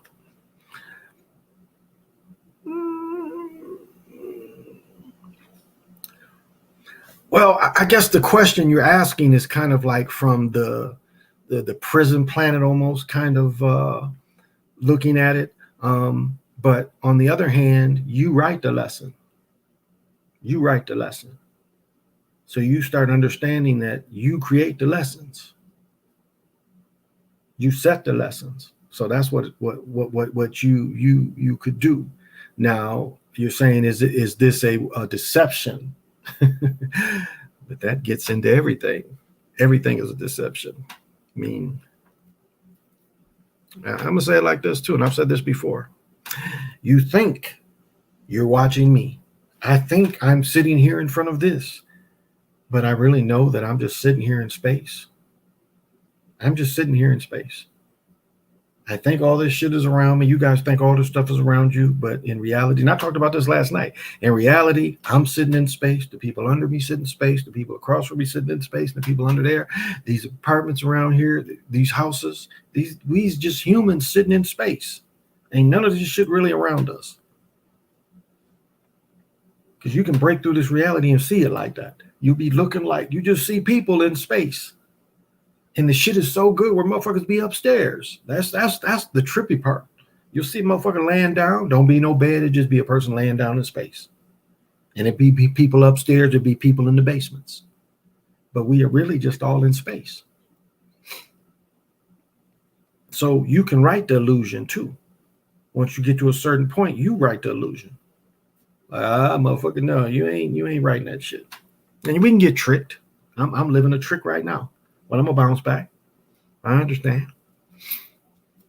The system preyed on one of my weaknesses, and then like I did anything criminal or anything like that, but it was like, oh, okay, you got me. That's all right.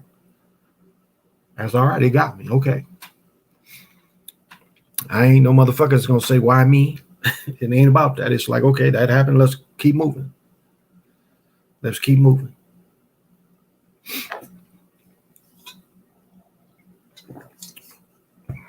So it's a little of both. It's a little of both.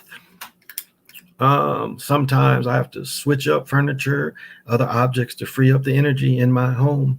I also get rid of items no longer serve me and can feel the shift. Yeah, absolutely. Absolutely. Like the best talismans for everybody to buy is Pops, but I had them damn things everywhere. And it's like to a point, you know, I had to put so many of them up because I was getting all these little things and making them into talismans. So, but at a point it was like, yeah, this is just too much. You got to put this shit up. I mean, even crystal wise, they're everywhere. Books. I'm a book junkie. So books are freaking everywhere. I got to take some books because I'm going to try to sell these books and try to get this other book. So I'm getting rid of a bunch of them. My mother was like, oh, you can get rid of all these bestsellers. Take them over there so I can get rid of them. But yeah, that's the thing is you got to switch up energies. You got to understand that. Like even like washing clothes or washing your sheets on your bed, you're switching the energies, cleaning the energies. So kind of an easy thing kind of to do. But yeah, overstand. That's a good point. Feel lonely on this journey. Well, you know, I've said this before. I don't know what lonely feels like. I really don't. I can't ever think of a point in my life when I felt lonely. Like when I went to college and I went from Michigan to North Carolina, I never felt homesick. I mean, I didn't like having to fight these motherfuckers every day, but that was just part of it. And them kicking in people's doors to haze you, but that was just part of it. It was part of outthinking them. But my thing was I saw all these punks going home. And it was like, no way I wanted to be the person that had to go back to Michigan. There's like, there go another one. You know, he went and then he came right back. Look at him now. That to me was my greatest, I had the word, but motivation. That was my greatest motivation, was I didn't want to be that guy. So there was nothing they could tell me, nothing they could harass me that was going to stop me from being here. So, but I've told the story before. This one dude was starting to hang with me, and I started seeing, he's like, well, you know, I was recruited by this other school, and I started seeing that shit. And I was like, yeah, I can't be cool with him. So I started being cool with my other guy, because I saw it, and sure enough, this mug went home.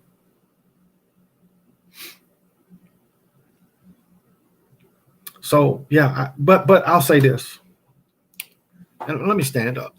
I've been sitting for an hour 40. Oh, okay. Start bringing my massage gun up here and hitting my back. But if you really look at it from the God standpoint, it's lonely being the good. It's lonely being a God. So on a spiritual thing, you're going to find a lot of people that don't even vibrate the way you vibrate. And if you're, you know, a type of researcher and you see where this research is going, that's the part that wouldn't necessarily be lonely, but you would be in very short company. You're kind of against what all this is about. So that's where the thing comes from, is lonely being the God. But personally, I've never felt lonely. I know that, like, I'm a storm, so relationships is hard, because it's like, how long can you be phony around people? And I don't mean that you don't love them and care for them, but it's like, how long can you be around a person that spiritually doesn't vibrate with you? And you really have to kind of dumb yourself down to be around them.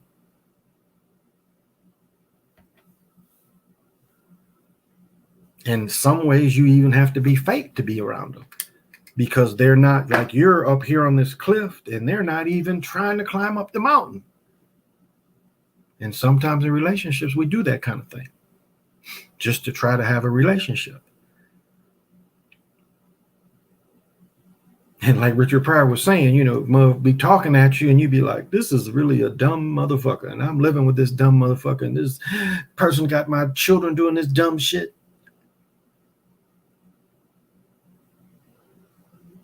But the other part is you accept people. And like I was saying, you try to balance things. But it can be that extreme. It can be those kind of extremes on the spiritual path. So no, it's lonely, in the aspect is you won't find many. But that doesn't mean you can't have friendships. My best friend ain't, you know, we ain't alike in that aspect of spirituality. I think he's went along and got this program done, him and his family. Well, I think his children are too young. They don't have to. His son probably wouldn't. But I'm not going yay or nay it. He reads my page. And I've even taken a lot of that kind of stuff off of my Facebook stuff, because that's their decision. Whatever your decision is, it's no good or bad decision. I think there's going to be outcomes we're going to see from the people that did follow, but right now we don't see it. I think long term, though, something's going to show up. So yeah, it's only lonely from the aspect of finding like minds. Like this, I find more like minds like this, unless I go to the crystal stores and stuff and run into people and people hear me talking. So that's something like that. But yeah, it's that part is hard to find. Is introversion a sign of an advanced soul? It could be.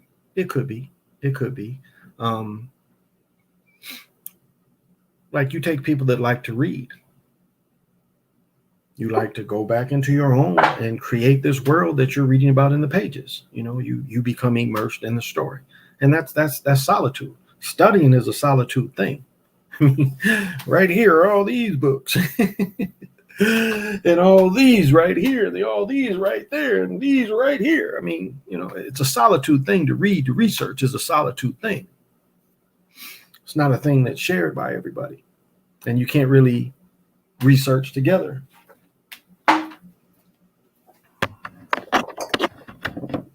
But everything again is still about balance. So I feel like that I don't want to be one of them, one that's have to run back home to. There you go. There you go. So Moray, it could be. Natural Queen, what's happening? So it could be,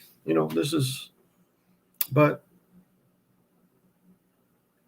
if you love life and you love people, then you just accept people.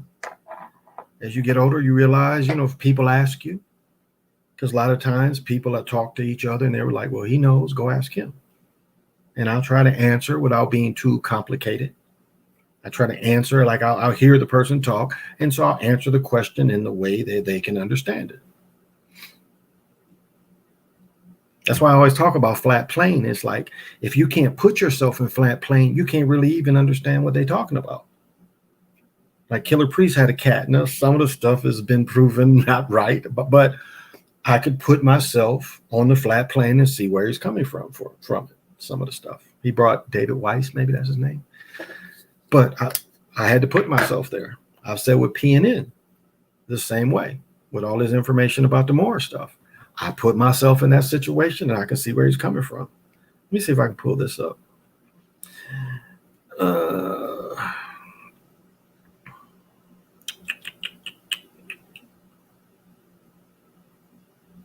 I didn't look it up on here. Let's see. Oh, I know it's on Facebook. I'll find it on Facebook. But so I mean, we can have fun in our lives. That's why I can talk all kind of stuff. Here it is. No, not there.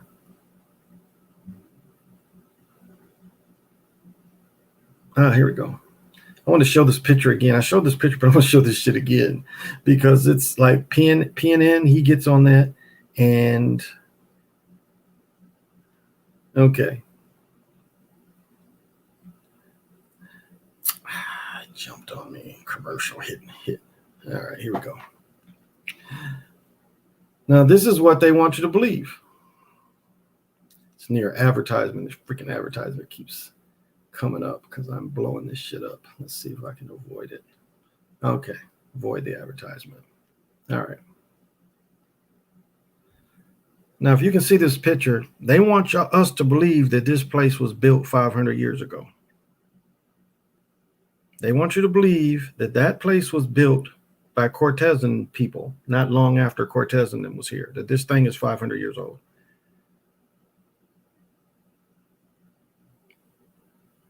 What did they have? What did they have to put that up with? How would they have done it? How would they have built something like that in the 1500s? But that goes into the mud flood thing. It's like, how could they have really built it, giving the technology? Oh, I know society fears introverts, quiet people. I force myself to talk not to appear as intimidating. Well, I'm quiet. I mean, I talk shit, but I'm fairly quiet. I'm fairly shy. I'm shy. That's a thing. I just the pimpiness is always. I've like Chris Rock said, he has something where he doesn't get people sometimes or people's intention. I know I can look back in my life with women where I wasn't, they were sending me one thing and I just wasn't reading it. I know I have that thing too, where people come around me and I just don't pick up on, how they are, their intentions. Society. Yep. I appreciate this channel. Oh, thank you. I don't have a spiritual circle of friends. I can chop it up with my teens though. That's good. That's good. Some people always want me to talk about the politics and 19 shit. I just can't relate most of the time and keep to myself. Yeah. Like, with soap, that's a trap too. That is so much of a trap, just like the trap of politics. It was a trap. It's like I got a female friend that's a business owner. She married one of my guys and he ain't worked. He ain't, other than when he coached his son, he ain't really worked because she brings that bread in, but he takes care of their big old house. So he plays his role. But she went so far with the Trump thing, she didn't keep the balance there. And so now, people got her eating crow, and I noticed she doesn't she's disappeared because, again, know when to show them and know when to fold them. You could have understood and supported that. You didn't physically have to support it. And so now she's feeling the backlash.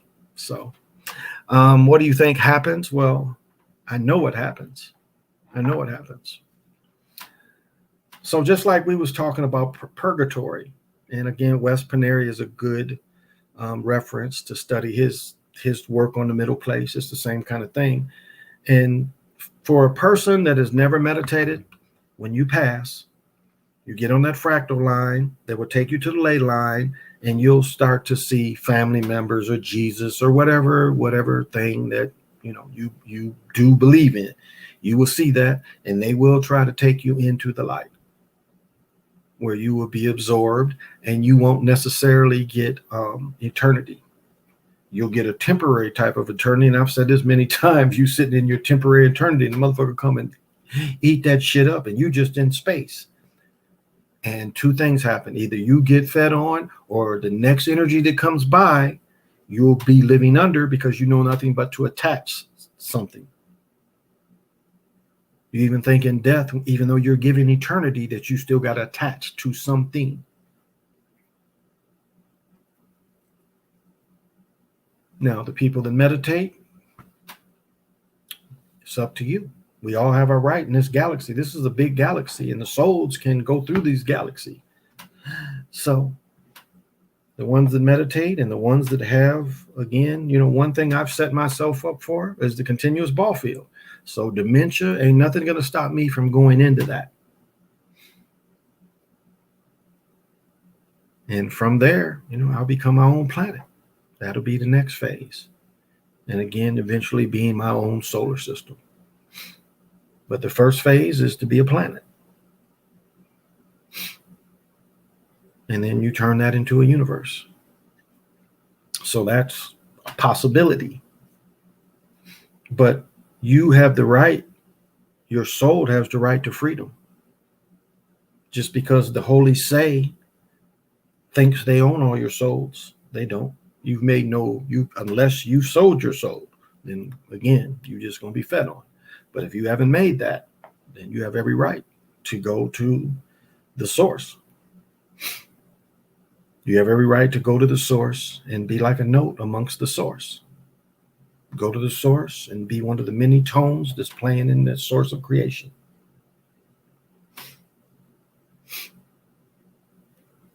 So that's part that could happen. CNN had that man drunk as Cooley Brown and Ned DeWido. Yeah, Lorenzo.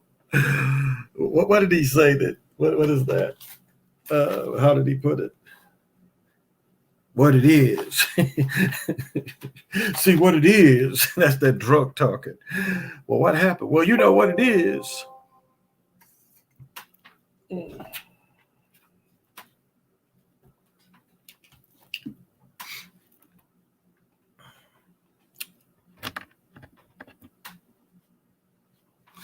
You see what it is. You see what it is. And I think that was local people that I showed that. It's a trap for sure. My colleagues at work want me to pick a side or wordly issues all the time. Yeah, it's a trap. Stay away from that kind of thing. Stay away from that. Stay neutral. Don't show your hand if you don't have to, because they'll try to use it against you. They'll try to use it against you.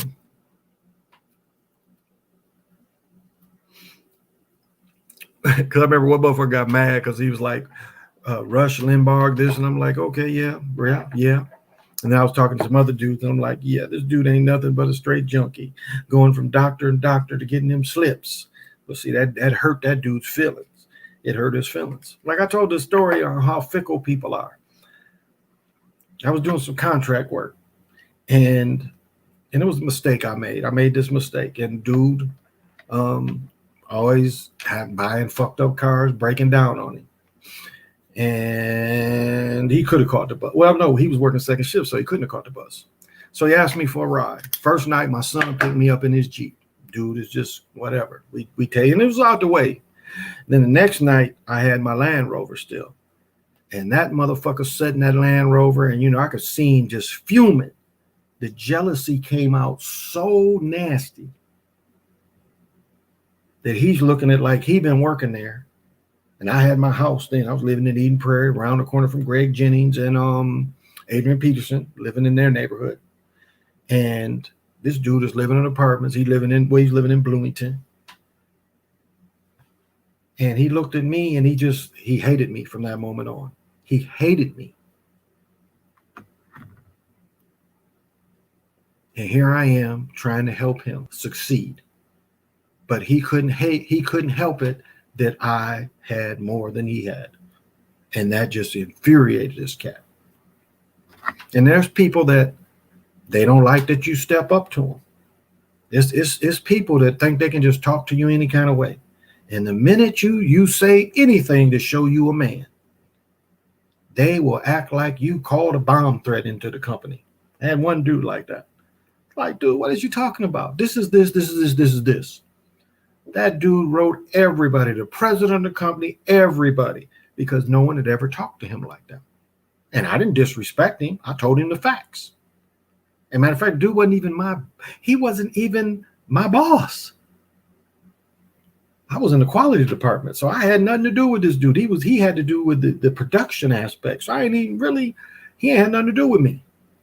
Other than if I fucked up, then yeah, you come see me and see why I fucked up. But if I didn't fuck up, but that shit hurt him.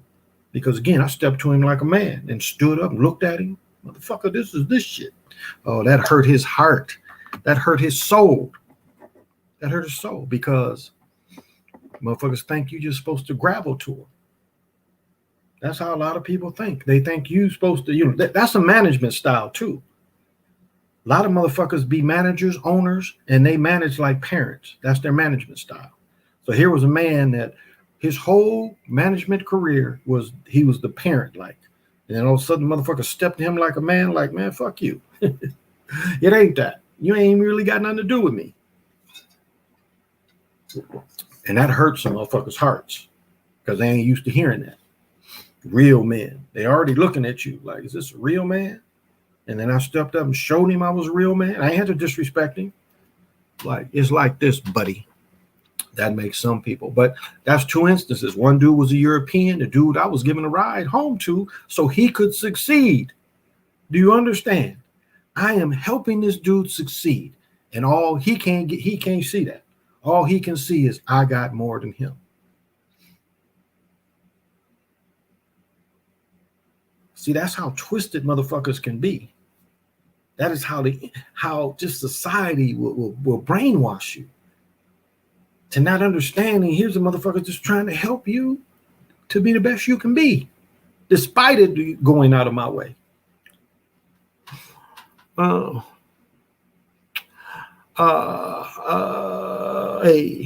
PJ, thank you for joining.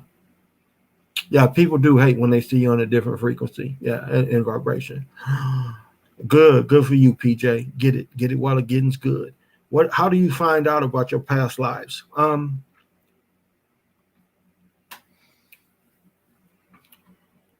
That's not really a easy question.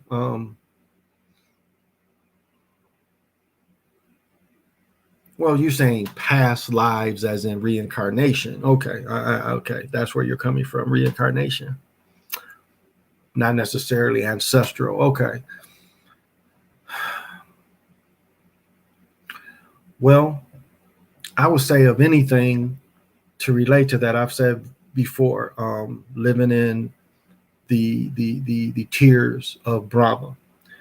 One of my past creations had to be the Monkey King. I mean, it's no way that I'm attracted to this kind of stuff, never seen it. And then this stuff just kind of starts coming to me. These fractals start coming to me. Never even seen this stuff. So why? And so as I started seeing the Monkey King, I understood. And then having several experiences being the Monkey King. So that is one of my experiences. Now, am I a reincarnation of that? I don't really think so. I think something spiritual in me, in my family line, comes from that, I'm sure. I don't know how. Can't explain that part. So if you're looking at it from the aspect of true reincarnation,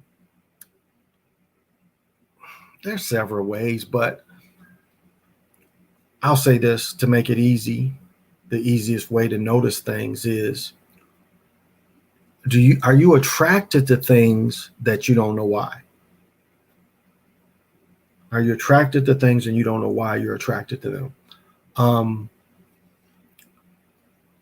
Have you ever kind of tapped into a different type of culture and you understand it almost immediately? You immediately understand it.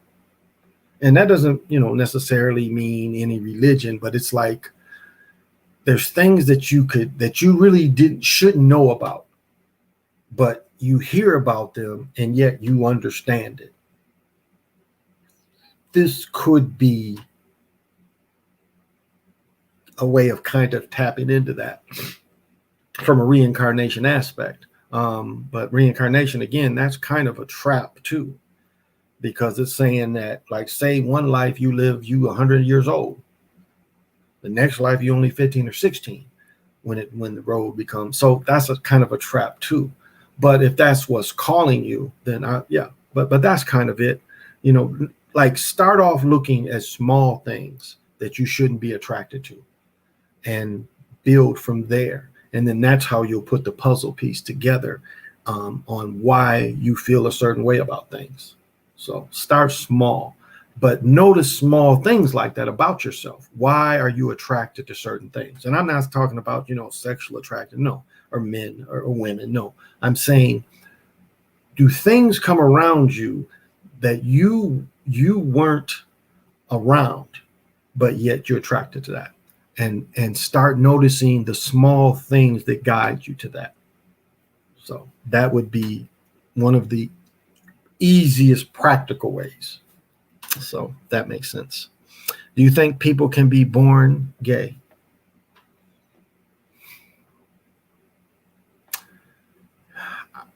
I'll say this. Everyone knows the Dell chemicals that they hired a man to see a young brother to see what effect the chemicals would have on people. I mean, I've talked about this story for years, even on my other channel. We know that plastic factories in towns make young girls go on their periods quicker and make them start developing quicker. So if you put this kind of research together, you know that they can chemically put off things that will make you be one or the other. Now, you can also be spelled. I watched a dude put a spell on one of my family members, and I know he did because he did it when my son was a boy, and he put a spell on my son. That's possible too, that you can have spells put, because that culture of the older people, that's what they do. They spell people. They'll put spells on people so the people will repeat their lifestyles. That's a thing too. And at the time it was being done, I didn't understand that I should have counterspelled it. I didn't understand that. However, I look back and I'm like, that was a spell. So in history, it does show up. But nowadays, there are so many chemicals that can reinforce these behaviors that you can't really trust it because of these chemicals. So now,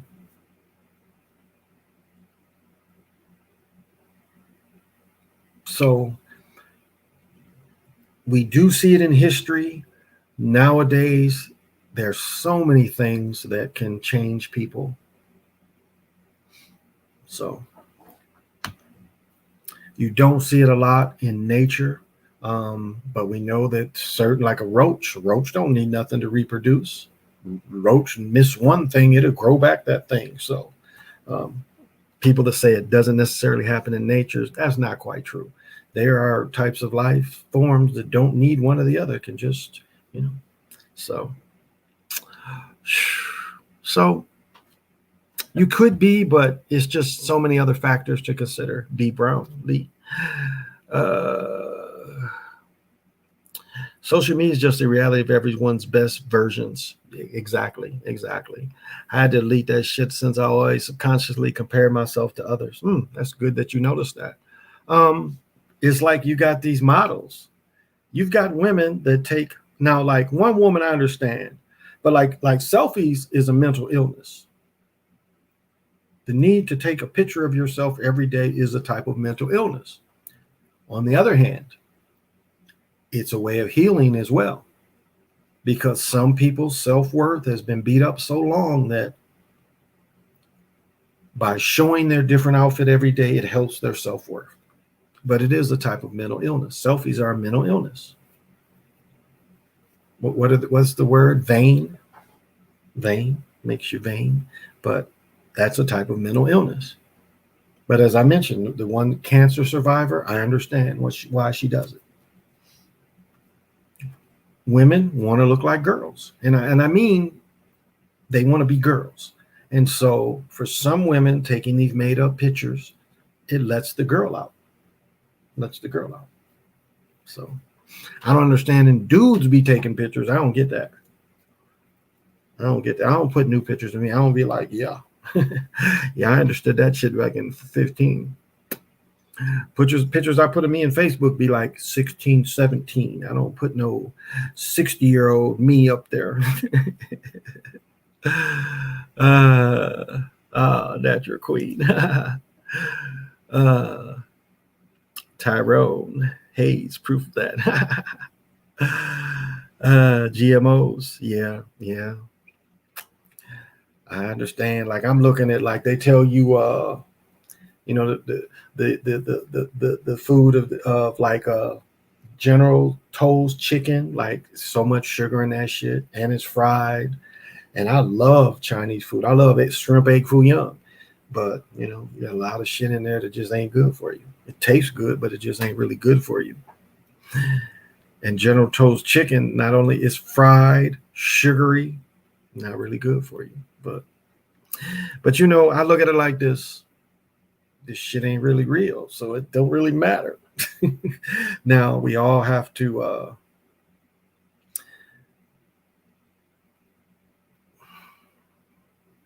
because this shit affects us, but it should only affect you to a certain point. But yeah, I mean, it's kind of hard to stay away because the healthy food, especially to get year round, is terribly expensive. But like I told you, I cooked I roasted 2 pounds of green beans up yesterday. And my daughter, she likes them cooked all the way where they're just all the way seasoned and cooked down to little strings, basically. Yesterday, I didn't quite cook them like that. Good, and I'm cooking 2 pounds. I'm cooking it down. But I just saved it and put out the rest today and cooked it like she liked it, a little more, so. So I understand. It's like exercise. Like Dr. Valentine was saying, I don't know if you guys ever caught this. He was talking about melanated people, how melanated people didn't really need to work out. Not really. That's the thing that came in. You're doing army exercises, basically. Gym classes to teach you how to do army stuff. So most type of working out is from the army, teaching you the Prussian system of staying in shape so you can be in the army. But on the other hand, it's not bad to eat healthy, to drink, little things that you can treat. You can treat your water. Like I'm an alcoholic to the point where I like drinking alcohol every day. Not to the point where I like getting drunk. Like my son was asking me, do you get hangovers? Not very often. I don't drink enough to get hangovers. But I like to taste the beer every day. When it's hot in the summer, that's a great excuse. But again, I'm about to be 60.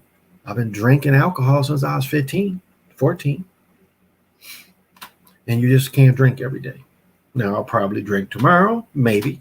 But it's like, I see that as something I have to even limit as I'm getting older. But I'll say this again, always talking about the dude that's 112 with the cigars, smoked 5 cigars a day for most of his adult life. There was a lady that And it wasn't true, because this lady lived to be 122. This lady smoked a cigarette every day. She had one cigarette and she drank some wine. She lived to be 180, 122. And they say she's the oldest living person. I'm thinking, no, they must not have Pinterest and that Chinese dude that lived about 300 years. No, 260 years.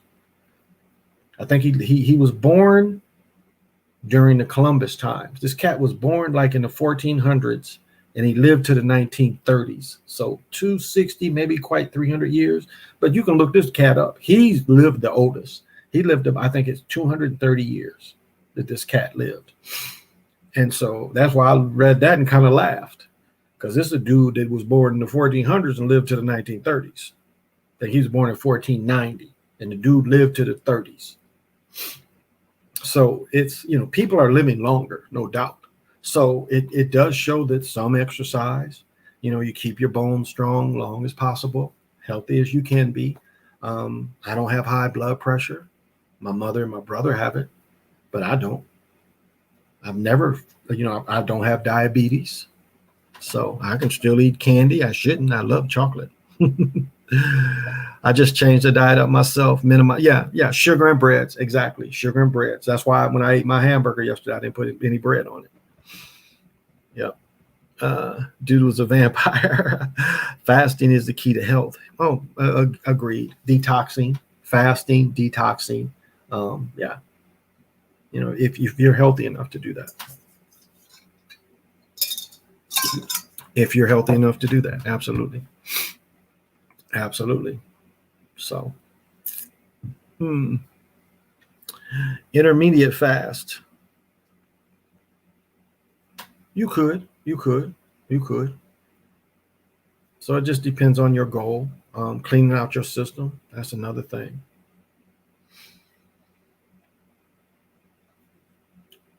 So I know Super Sly, I think he tried to go a week. He went on a week fast. And again, if you can hold up and keep your energy up, shoot, them last couple of days, your spirituality really rises. So that's another part, because you make yourself lighter, because eating this shit is just, it weighs on you. It really does. And it weighs on your spirituality too. That's why you have to practice. You have to practice your spirituality. Best way to cleanse, 24-hour fast. Yeah, that's a good way too. I eat dates daily. Dates is a good thing to add to your diet, and dates will help you detox too. The longer the better for health. Intermediate is better for building muscle. Okay. Well, thank you for that, Moray. Thank you for that. And I'll say this is like, if you work and stuff, make sure you have some kind of substance that's going to keep you be at work. Because I know a lot of Muslims, during Ramadan, it's hard for them, especially if they work nights, and they're not eating for extended period of time. And so they do have to have a little substance to keep going, but they want the benefits of it as well. So do you think we all have to cut out meat at some point? I'll tell you the biggest thing that I saw when I used to do quality at a butcher house is the thing that I saw is sometimes them cows looked human. I mean, they really did. Sometimes they looked human. And I don't mean in the aspect, I mean in the aspect is I could see the humanity in each animal more than I could see of something that's continuing for subsistence. I mean, we got cows, like there would be cows big as moose. It would be cows 6 foot high like a moose, which I'm like, where the hell they get these things from? But I would see animals like that, and I would just see the humanity in them, where it was like, it's almost like we're killing a type of human.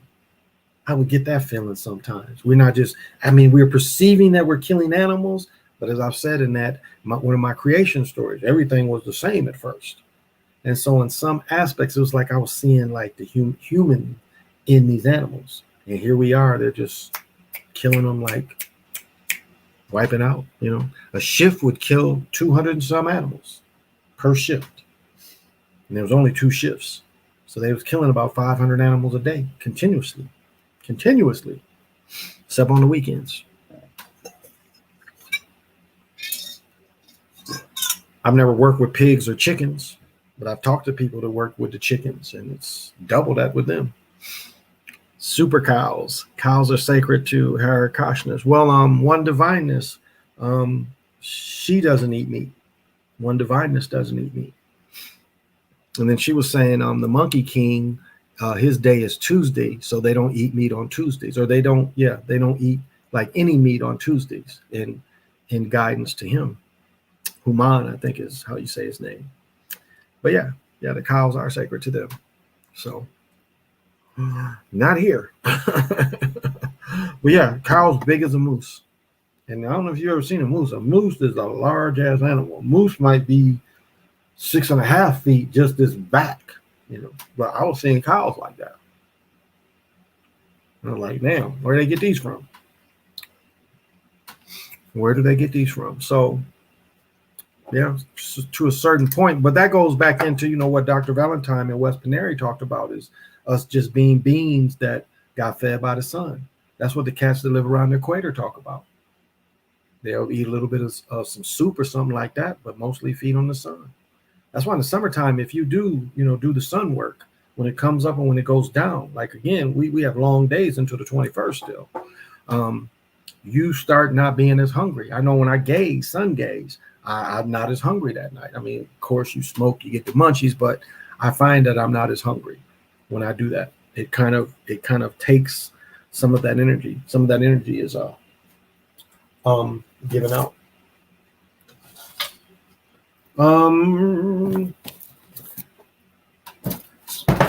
Okay.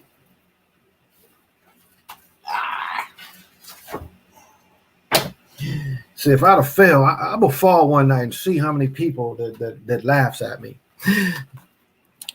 Like, you guys aren't my friends. You shouldn't be laughing at me. Oh man, and I just fell over. You guys are just cracking up. But it was the way you fell. And I'll say this about my family. I have never found a group of people more obsessed with my butt crack than my family. It's almost like they keep track. Like, Dad, your butt crack is showing. I'm like, I'm at home, so what does it matter? I don't know this obsession. I remember my son asked his girlfriend, like, have you ever seen my dad's butt crack? I'm like, why would you even ask her that? And then she's like, too many times. I'm like, again, you are seeing me at home, so what does it matter? But my family seems to be obsessed with that. So they act like they want me to wear suspenders all the time. Then my daughter's like, well, I don't want to see your hairy butt. And I'm like, well, quit looking. And there's no butt in my hair. There's no hair in my butt. Yes, there is. There hair's all up and down your back. So you've got a hairy butt, Dad. No, I don't. Again, this is Dan Barite, and I'm going to read some of the possibilities from Melody's book. My big piece and this piece are almost identical made. This one might have some rainbows, but naturally terminated. The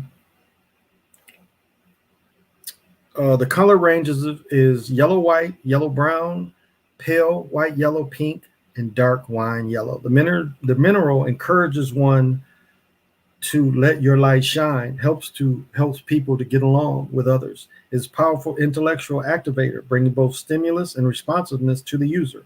It is also helpful in the recertification of the resilient attitudes, allowing people to maintain personal identity while flowing with the structure of the world.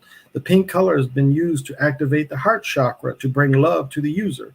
It can be used to facilitate motor capabilities, provide catalytic action to the molecular structure. Occasionally, Denverite exists a Buddha crystal configuration, bring the aspects of enlightenment and love toward realization. It intensifies all the attitudes of Denverite and assists one in realization that will promote ease of traveling one's path. It vibrates to the number 4. And in Judy Hall, which I was surprised she had one. And then there's another picture. And there's my other piece. I have a bunch of this. I sent my brother one of these. It's hard for me to let these go.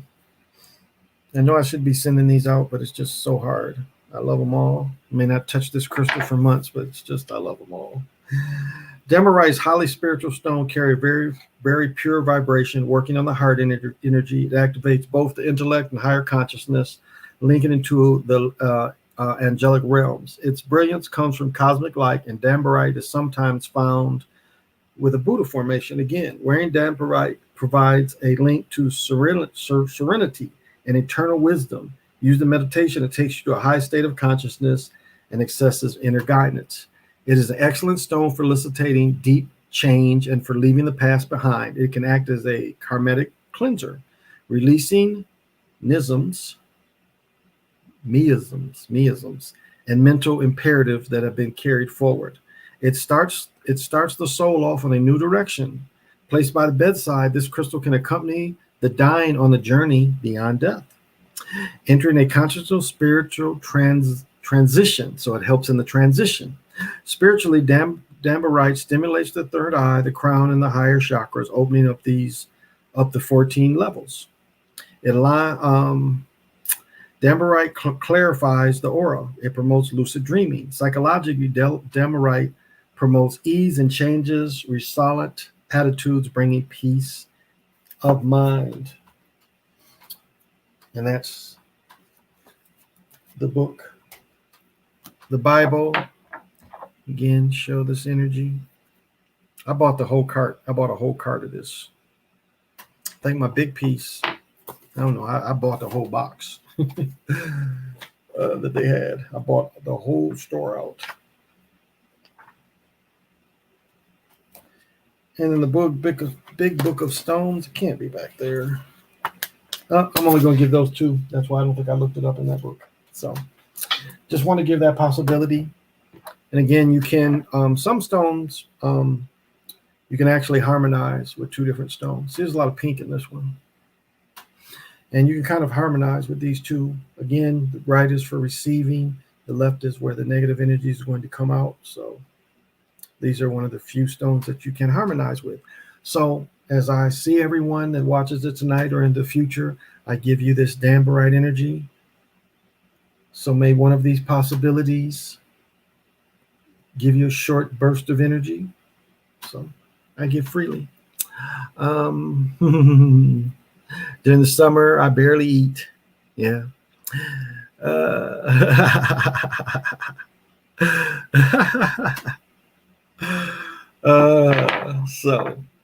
So I'm gonna go. 2:30. I wasn't gonna come on. I only took one day off this week. Tomorrow, probably. Probably. Can't say for sure. I still need to come on in the daytime. That people that can enjoy me in the daytime, I do need to do that. So maybe I'll come on tomorrow afternoon sometime. I don't know. I have to see what the day holds. I think I'm going to be free because I don't think my daughter's coming over tomorrow night. So I won't have to cook for her and chill with her. So again, this is the Chocolate Mountain Show. I am your host, 8 Wind is Timeless. I am a time walker and a starface. And I always end with Ishan's poem. So it goes a little something like this. I'm not a New York rapper or a LA gangbanger. I'm just an old school Detroit crack slanger. Because I try to be real with mine. This has been the Chocolate Mountain Show, y'all. I appreciate everybody that showed up tonight. I hope I explained things in a practical nature. So, and you know what? I might do, if I come on tomorrow, I might come on tomorrow night and I'll do cards. So I need some practice. So maybe I'll take some questions. Yeah. But again, it's got to be more than the questions. You guys got to put some intention into it when you ask the question. So once you ask the question, you have to put some intention to it because it's a two-way process. And that was the problem I didn't help Awaken One. I didn't really think to add all that together, but we all try to make it the best we can make. So, but yeah. So this has been the Chocolate Mountain Show, y'all. Till we meet again. Thank you.